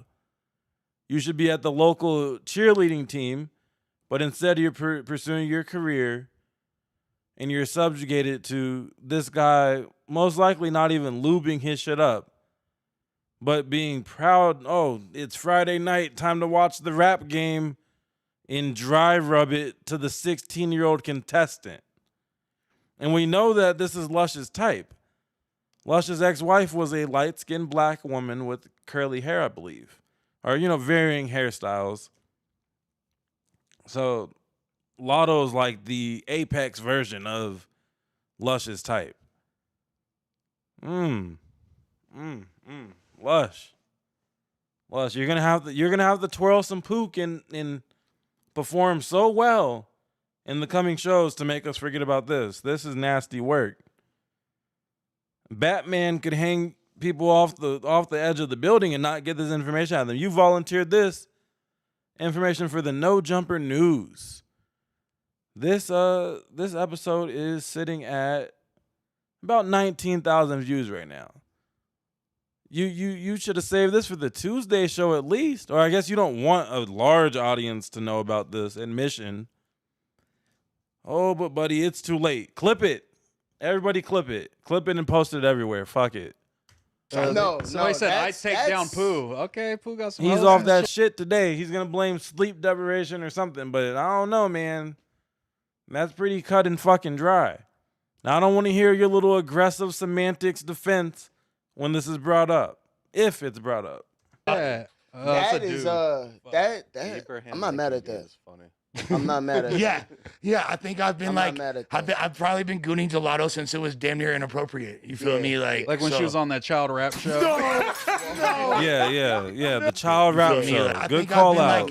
I've Creepy probably vortex. been gooning gelato since it was damn near inappropriate. Yeah, for surely. Yeah, like surely. no, but I don't think I'm crazy with the Shirley lotto Temples, pick at all. Like Somebody said I take down Pooh. Okay, Pooh got some hosts in the chat. I'm not mad at that. I'm not mad at Yeah, yeah. I think I've Again, been like, again, that- I've probably been again, gooning bro. gelato since it was damn near inappropriate. You feel me? Like when so. she was on that child rap show. No. Nasty work. Bro. I swear to God, as soon as I said yeah until I heard he Fuck said yeah. as soon as it was Fuck yeah. appropriate. You walked into a trap. That's where he lost me. I'm sorry. No, but like it was like You walked into a Caucasian trap, okay? That's what that was. You were trapped by the Caucasus Mountains, sir. Holy fuck. And look, he's not like he that freeze frame makes it look like, oh shit, I shouldn't have said that, but he doesn't give a fuck. It was fuck yeah. appropriate. Look how proud he is. I'm sorry. Fuck No, yeah, but hold like, on, fuck yeah, what? That I'm not mad at that. I mean, I'm fuck not yeah. mad at that. yeah, yeah. I think I've been I'm like, not mad at I've probably been gooning gelato since it was damn near inappropriate. You feel me? Like Like when so. she was on that child rap show. No. Yo, bro. I swear to God, as soon as I said yeah until I heard he Fuck said yeah. as soon as it Oh, was yeah, appropriate. oh yeah, fuck yeah. Double down, dude. Double down, dude. Yeah, fuck yeah. I don't give a fuck. I don't give a fuck, fool. Don't let Lush park outside of the local high schools. Don't let them do it. Especially not on a game day where cheerleaders or something might be present. Especially not in a predominantly black community where people might have curly hair and be light-skinned. Because he might just start ferociously beating his meat like he's watching the rap game in a 16-year-old mulatto, Lotto, the rapper, 21 Savage's now baby mom. That's it's not good, Lush. It's not a good look. That's where he lost me. I'm sorry. No, but like it was like no, but even Matter like of the fact, fact that I had, Lush I'll be up. honest, even the fact that I had like, seen her Hashtag on lock that him show, up. like was Put him in the prison. Put him in the prison. Make him squabble for his anal cavities protection. If you have a mean enough squabble, then you won't be super violated. Maybe. A little bit weird. All right, can I keep it? Y'all gonna keep it? Yo, You gotta send him to fleece camp for this. Okay, that's the only thing that can wreck this behavior, is if you send Lush to Fleece Johnson summer camp. For the next 3 months, Lush must sleep in the same room as Fleece Johnson. Doughboy, you're a fan of the show sometimes, right? Somebody clip this and send it to Doughboy in his DM. Doughboy should propose the idea of a 24/7 stream that doesn't cut for 3 months. Some of it might have to cut and be sent to like a Patreon or an OF or maybe even the dark web. But Doughboy, go ahead and steal this idea and propose it, please. Lock Lush in a room that resembles a prison. Just a all white room even. Fuck it. It doesn't have to be a prison. There's 2 cots. There's a toilet and a sink. And you guys drop food in through a little chute, and just leave the stream going. It's just Lush and Fleece Johnson for 3 months. Never cut the stream. Only move it to where it needs to go depending on what's happening. Such as, the first time they have a push-up competition. The first time Fleece tests how many burpees Lush can do. The first time Fleece decides to wrestle with Lush. You get where I'm going with this? If you watch the Fleece Johnson interview, you understand why he would do all of this. He's testing out your ability to fight back. Okay? Without his man purse and his Smith & Wesson, Lush doesn't have much of an ability to fight back. Okay? And for this admission, he deserves to bunk with Fleece Johnson for 3 months. He'll be a different man after this. He might even never appear in the public eye again after this. But it's a rightful punishment. I'm gonna ask everybody on this panel right now. Y'all gotta keep it 100. These pants alone tell me this is a man that would goon in front of a high school. Who the fuck wears these? I don't care how sleep. And there are these NBA socks. Do people still wear NBA socks? I don't care how sleep deprived, how much of a rush you were to get to work. You could have put something better than this together. This is the outfit of someone who would goon to a 16-year-old on a television show. On regular cable. Isn't like Lifetime a standard cable channel? It comes on like the cheapest of cable packages. Did y'all watch the Diddy tape? Yes. Oh, what a transition. Did you watch the Diddy tape? Look at Pooh Shiesty with the segue there. Oh, whoa, what the fuck? We're not watching NBA highlights. Hold on. Hold up. I might have got to the end of the content. I'm not gonna lie. And the Knicks somehow have put on a comeback. You know who's not coming back from that is Lush. We can't let him live that down. Oh, he wants you to fight back. Well, yeah, but he sized them up first. The fight back is just so it's a little fun for him. He knows he's gonna win because he's been sizing you up for a month straight.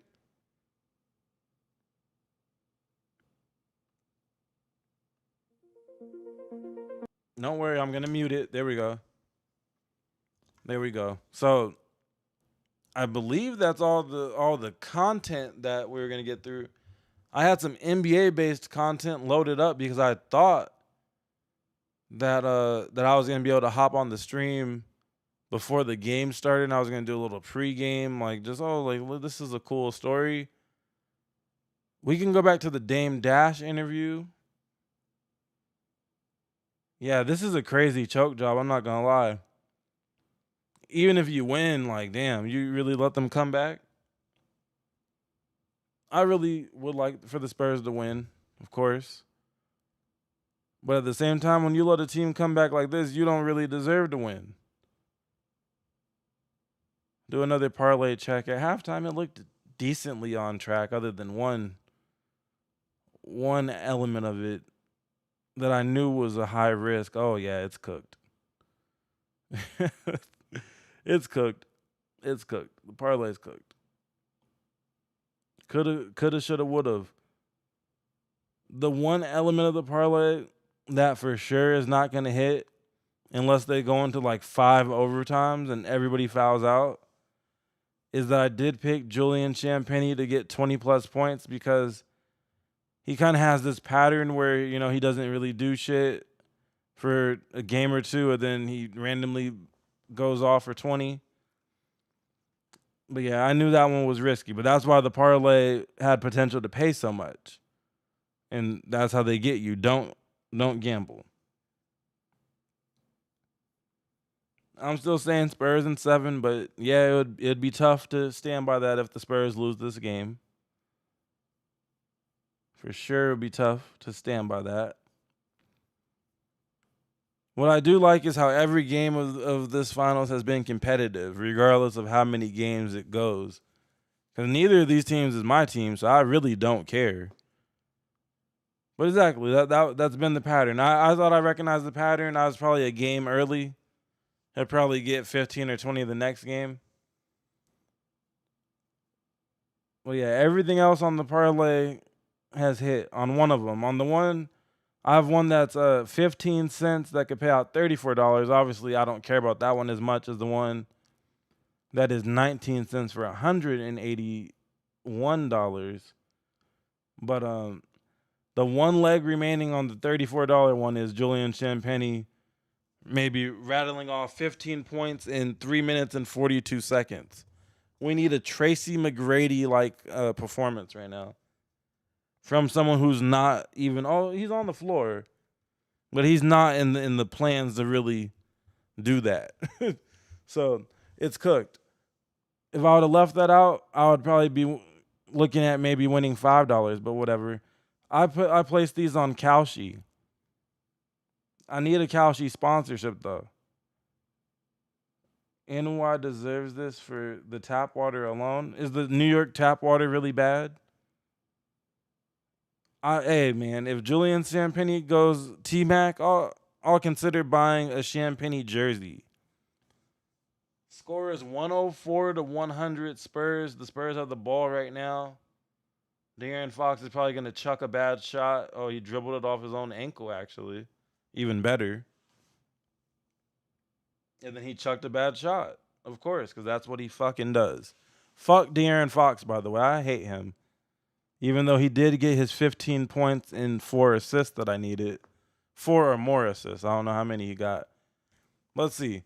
Let's go back to the Dame Dash interview. I want to see him badmouth Jay-Z. And then if I still have the horsepower after that, we'll go to some Instagram post that I saw today that I want to react to. But I'll probably do it. Oh shit. Brunson with the big 3. 2 minutes and 18 seconds left. Here, I'll get the load screen off. We're not ending yet. I was just doing it to look at the playlist. All right. We'll let the game play out first, though. Holy shit. Turnover. Knicks take the lead. Oh, Josh Fart. Josh Fart, you fucking bum. You fucking bum. At one point in my life, when Josh Fart was still on the Lakers, I would wake up every morning at like 6 a.m. and at Josh Hart and say wild shit. Wild shit. Like, I was talking cash shit about him every day. And then one day, I believe he subtweeted me. He said, people hop on here every day and say things to you that they wouldn't say to you in person. Maybe, maybe not. But that's why I was saying shit like that to you on Twitter, Josh. You just smoked a fucking layup that could have sealed the game. And wouldn't have sealed it, but you would have got the lead. Spike Lee's sick to his stomach right now. That's amazing. Shout out to Spike Lee, creator of one of my favorite movies, Do the Right Thing. Well, with Josh, I don't want Josh Hart to be an NBA champion ever. I hope he has a Chris Paul-like career, but with less control of the offense, obviously. He's just a role player, but because he felt my criticism was unwarranted while he smokes layups, then and now smoking layups, then and now missing wide open threes. You're the guy they're okay with leaving open. Brunson steals the lead. Yeah, missing both is crazy. Wemby rigging the finals might be a valid allegation. Yeah, great movie. I need to watch that again. I haven't watched that movie in some years. That's one of my favorites. Oh, turnover, loading, damn near. Jeez. The Spurs sure do know how to choke a game. They've been choking games this entire series. That's credit to the Knicks. They don't stop fighting, but they have Josh Hart. Him making that layup, if he would have made that layup in this point in the game, that would be a big help to solidifying the lead. Like, there's only a minute left.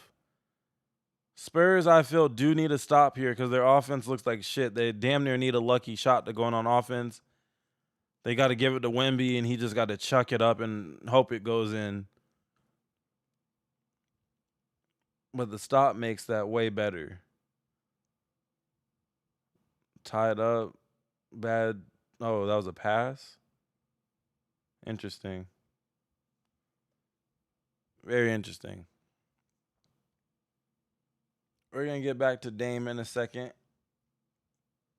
You put the brooms in the chat. That would be a gentleman's sweep. They got one win.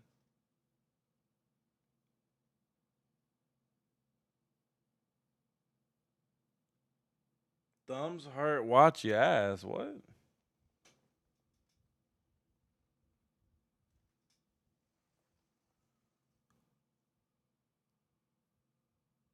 I would like the scenario that plays out where they somehow go into overtime and then go into like 5 overtimes and people start fouling out and then it's like a battle of the benches. It's more of a regular season thing. This doesn't really happen in the finals.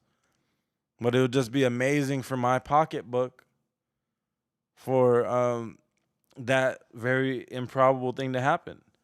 If we just get a finals 5 overtime game and ends at 1 a.m. and Julian Champagny finishes the game with fucking 35 points. Started with 5 going into overtime. Wants the LeBron arc so bad. Yeah, man, that's why you shouldn't bet on these things, because it has you rooting for a 5 overtime game just so the role player that's pretty hit or miss, and he's been missing a lot of shots, so he got the looks to get 20, but they're not going to just keep feeding him. They don't need, they're going to find the guy who's hot today. It's not like he's a star player. But hey, I figured, fuck it, man. I got a few pennies left in my Kalshi account. Not like that they let you make a small wager like that. So my girl's been running it up just betting on fucking crypto. On the prices of Bitcoin every 15 minutes. Isn't that something? Just cashing out every day. Because you're just picking yes or no on will Bitcoin be this price or this price. It sure does change the whole dynamic. You're not wrong about that. And especially when you're someone like me, I've been like one off from a good parlay hitting pretty much the entire NBA season. I've had a couple that's like $40 wins. De'Aaron Fox. In the miss, is that a foul? Looks like a foul call on the tip-in attempt. Big 3 is going to be good for a long time. Stephon Castle, Wembanyama, and Dylan Harper. That's the Spurs' big 3. The new age one. They're going to be good for a long, long time. It's going to be like the old days where the Spurs are pretty much guaranteed to be over 50 wins, guaranteed to be in the playoffs. It's just a matter of if their legs are fresh enough to get to the conference finals. That's what I remember seeing from the Spurs growing up. Oh, yeah, I can't do that scratch-off shit.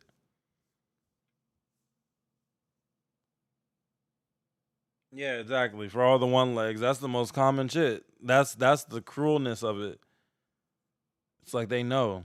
If they're one off, they're more likely to come back tomorrow. And that you're not supposed to chase. The way the pros do it is they don't chase, and they're very disciplined with betting. Just, hey, I got $5 to bet every day. I don't care that I have 5,000 in my Kalshi account or wherever your app of choice is.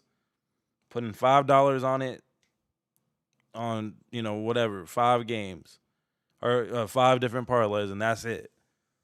Every time. Right? It's like the whole world's against you. And I've hit some shit too.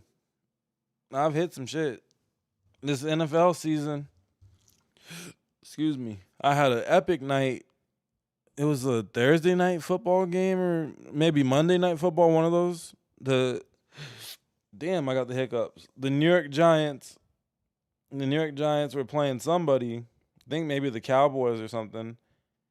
And it was before Scatterboo got injured. I picked Scatterboo to get 2 touchdowns and something on his yards. Maybe a Jackson Dart anytime touchdown in New York to win the game. Is that they were the underdogs, pretty heavy underdogs. And I was like, I don't know why they're underdogs. They were playing pretty good ever since they unlocked that combo of Scatterboo and Dart. It was early in it, though. It was like week 2 or something of that combo being a thing when they benched Russell Wilson. And yeah, that game I won like maybe on a $5, $10, something like that. $600 and something. I consistently win, but I still hate that I do it.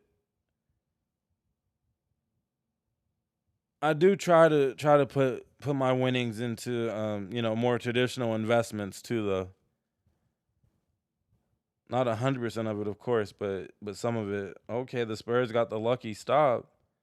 No foul call on the layup by Fox, though. He's a jackass at the same time. That missed layup is big, though. That would have probably iced the game. That was a crazy miss. And, refs aren't really calling much in the final moments of a playoff game, especially finals games. They got 5.7 left. It is end of basketball seconds, but just a few more seconds before we get... Well, actually, it's about to go to commercial for like 30 seconds, so let's see. Employ Americans. Let's see if we can find the next segment. Mark Jacobs, if you understand, glazing the owner he of the lets you building live anymore. to 93. And what he's taught me is how to farm. What are you talking about? So recently I had the honor of being invited by the Don. I call Farrakhan the Don. Oh. Now, I'm Farrakhan's not still Muslim, alive? but I he know is that. the illest general No that I've disrespect. ever seen. How old He's is developed a Farrakhan? nation within a nation, kept everybody well dressed, and he's been to war with people that don't usually let you live to 93. And what he's taught me is how to farm. Exactly, J Mac. Scatterboo ended up having hella TDs. There was like 4 of them. Yeah, facts. Their math is incredibly on point, pretty much with everything. That's why early in the season, betting on rookies like I did with the Scatterboo shit, that's kind of the best time that you can. Damn, he went backcourt like a motherfucker. That's the best time to beat the books is when they don't really know how to calculate these unknown, newcomers. If you watch college ball from the lens of someone that's scouting for the next level, it makes it easier to hit on picking the right rookies and stuff early in the season. But then once those lines adjust and get acclimated to their role, you might as well just leave it alone. Move on to a different sport. Oh, they let the tip in go in. Oh my gosh. At least they had a timeout. They're celebrating like the game's over, but wow. Off the Brunson miss, they let OG tip it in. They better calm the fuck down in that arena. This is how memes are created. Remember when everybody left the Miami Heat stadium and then they came back and won? All these old fucks better calm down.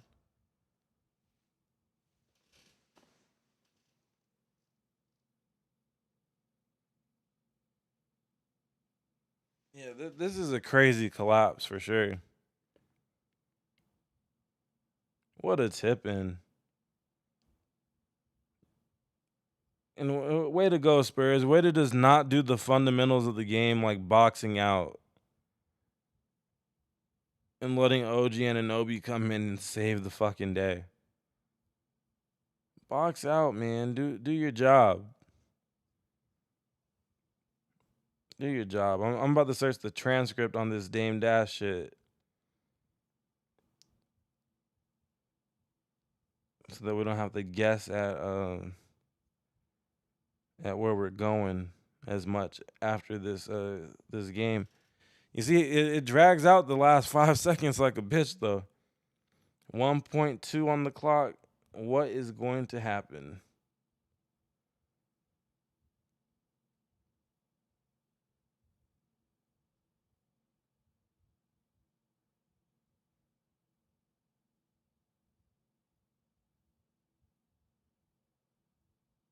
Let's go Spurs. Oh, the pass was behind him. Oh, wow. He was open like a motherfucker and the pass was behind him. Wow. Harper kind of choked with that pass. I'm not gonna lie. It's almost like he couldn't believe what he was seeing, so he tried to rush. He tried to rush the pass out because he was so geeked to see him that open. Wow. Wow. What I don't understand is why not have Wemby inbound the ball on that? But I'm not gonna lie, I got to give credit where it's due. The Knicks. So at halftime, the Spurs had the largest lead at halftime by a team in the NBA Finals ever, or some shit like that. So that means that the Knicks just pulled off the largest comeback in the finals ever. Them boys got heart. Josh Hart almost fucked it up for him, but they got heart. I'll give them that. A lot of teams would have just started planning for the next game. But wow, an underthrown pass? Why not just let the tallest person on the team inbound the ball on that? I get you want to maybe hit him under the rim or something, but damn. Damn. That's nasty work. He said, I'm a Houston fan. F the Spurs. Shout out to that. But all right, transcript time. Transcript time. You know what makes me happy is my parlay would have lost even if Champagne would have hit his. Well, then again, if Champagne would have had 20 points, it probably wouldn't have came down to the wire. He talking about all types of shit in this interview. They in less than 5 seconds at some point as I'm scrolling through this, niggas brought up Dougie Fresh, and then somehow something about 2 Chainz, and then it transitioned to Dave Chappelle, Janet Jackson. Like what? And then back to Farrakhan, and then they bring up Charlemagne. All in like 10 seconds. What the hell? Like, excuse me? That is the definition of all over the place. Man. Yep, NBA app notification. Largest finals comeback. That's now 2 back-breaking losses that the Spurs have endured. With the one before the win. So game 2? That was a back-breaking loss. And then now that one right there. The Knicks are really about to get a ring? Ugh. That's ugly. That's like some shit that only happens in 2K. I guess not. Okay, so he's gonna spin back around to talking about he named a name. Hold on. So after naming all those names, he's gonna work his way into some good old Jay-Z hate. Let's get to that. Again, we'll go back a little bit more for context. Tell me when you were 30 that you wanted to be 60 with this stupid ass hairstyle, beefing with niggas that you know are gonna get at you all day long. Like what I gotta do? Like, I don't want to see. I love Freeway. He doesn't like the direction that the company's going in. He's on my out. I can guarantee. Here, how about this? Because I want to be nice. If he's in a bad place, if he is allegedly, I don't know. Show me something, Jay. You're supposed to be a billionaire. I never seen a billionaire have a job. I don't give a fuck about that Super Bowl. So he's talking about how he works for the NFL. And he set it up at the beginning of the interview by saying, like, man, niggas is out here working 300 days out of the year. I thought the whole point of getting super rich is to be able to just, let your money make money for you when you're 50 plus. So he's breaking down Jay-Z on a different level. We all give Jay-Z his props. If you like his music or not, most people are like, oh, well, he got $1 billion and he's got all these businesses and shit. Or not even like business dealings, I would say. Right? So that's kind of where he gets his credit for. Oh, well, Jay-Z in the business world. So Dame's directly attacking the one remaining thing that people give Jay-Z credit for. That's a true hater's approach to this. He's an employee. A billionaire doesn't take a job. I tried to buy the Raiders with Ray Lewis. If these niggas would have asked me to take a job, I would have felt very offended. I would have felt like they were asking me to produce Soul Plane. I would have been like, yo, man, get the fuck out of here. I just tried. He's been speaking anti-job for a long time, hasn't he? So, he's very consistent. To buy a team and you telling me to do the entertainment? That's just not me. That's not my perspective of boss, is when a white man gives me a big job, because that means that white man can fire me. But what I know about business is it doesn't matter how much money you make. It's how much bills you have at the end of the month. So if you make $1 billion a month and you and your bills are $1 billion, 10 million, you're 10 million in the hole every month. You live well, but you got to work really hard. And I know too much. And it's funny because I know they got double agents all over. They play like that. To me, bitch ass niggas unite. What I didn't like is that he paused. I thought it was disrespectful. Bitch ass niggas to unite. call me a nut ass nigga. Like, even though that's what they say in Philly, pause. Don't play with me like that, Jay. Don't do the nut thing. That's nasty. You know we don't do that. Pause. Keep it jokes. Just keep it jokes. But if we want to battle, anytime Jay wants to battle on the stage, I will personally destroy him. What? Anytime. Hold on. What stage is he talking about? You about to go on the stage and battle Jay-Z in what form? The podcast stage, yeah, you got it. Because, Dame, he'll go on 20 different platforms in 1 week. He gonna spit the same exact message, the same rhetoric. And then, it's gonna be what it is. The clip's gonna be everywhere. He gonna flood the market with clips. Jay-Z ain't about to do that. He gonna wait 6 months to go and sit down with Elliott Wilson, to go sit down with Ebro or some shit. Some shit ain't nobody really trying to watch for real. It's gonna kind of do what it does, but we ain't nobody trying to see a Jay-Z interview really. Unless he come out talking hot shit and on the right platforms for it. Anytime he wants to do a fashion line, I'll destroy him. Pause. Well, anytime he wants to make. Ain't nobody wearing no Rocco wear. But wasn't Dame a part of Rocco wear too at the time?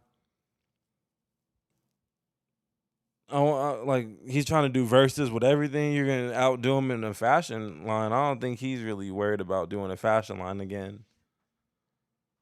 I can see why Dame and Kanye, I don't know if they were friends for real, but I could just imagine what the dynamic must have been if you ever had to be in a room with Dame and Kanye at the same time. That was probably a very interesting environment. With Dame being the way he is and Ye being the way he is. It's probably a lot of yelling about any and every idea that comes to mind. Make a movie, I will destroy him. Any television show or docuseries or book, I will destroy him. Pause. Like, it's not even close. Kanye just did 80,000 and they built the stadium for him, I think. Now that's rhythm.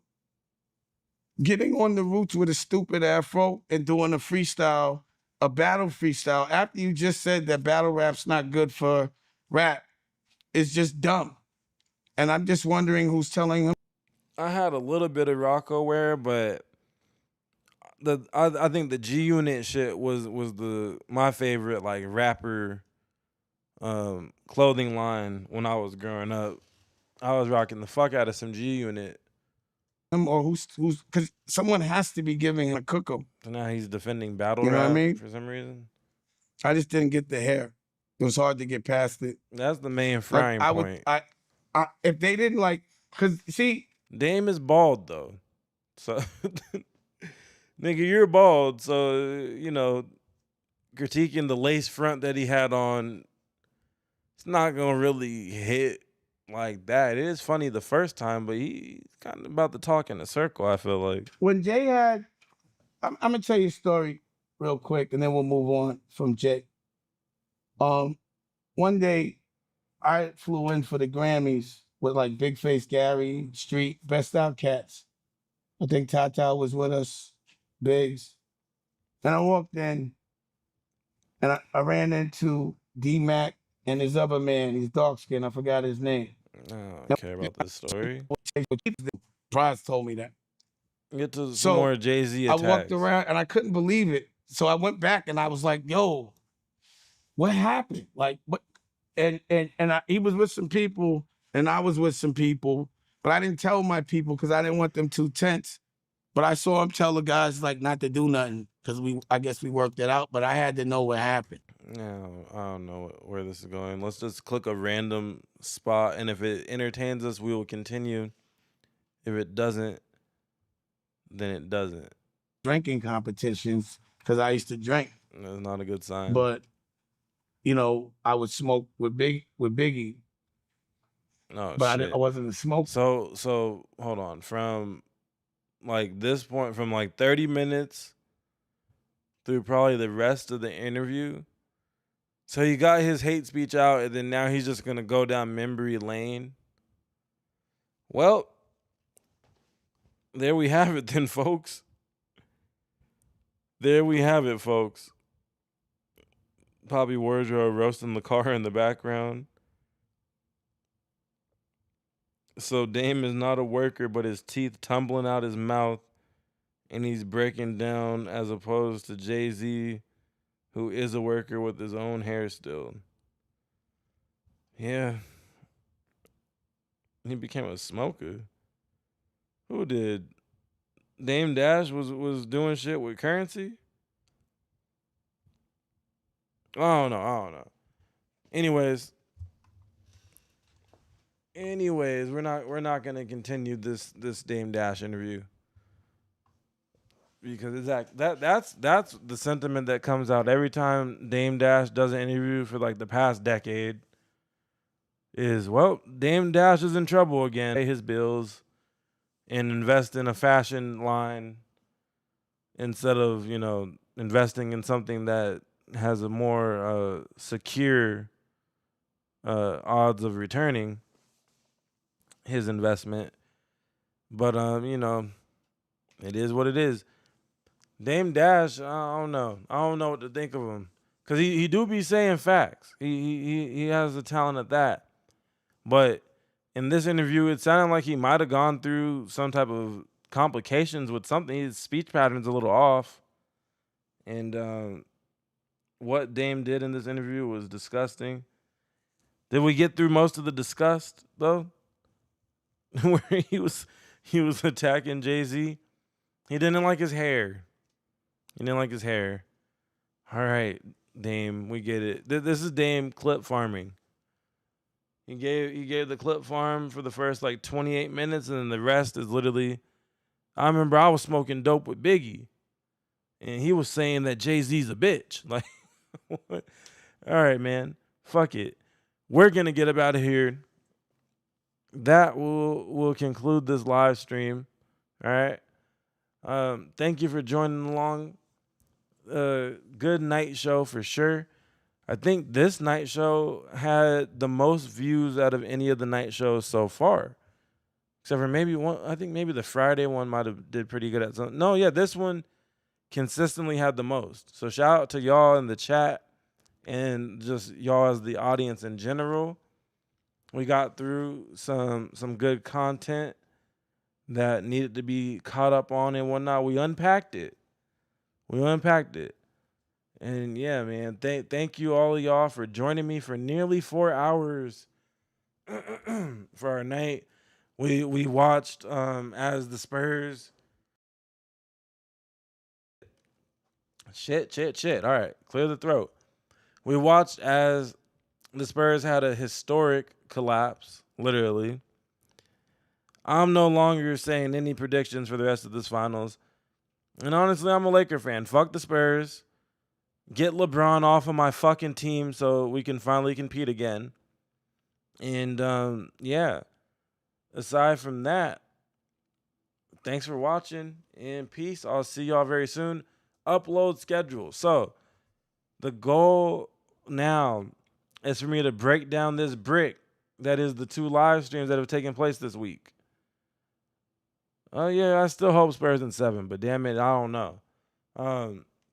The goal is to break down these live streams and then fire it back up for Monday, for the Monday morning live stream at 6 a.m.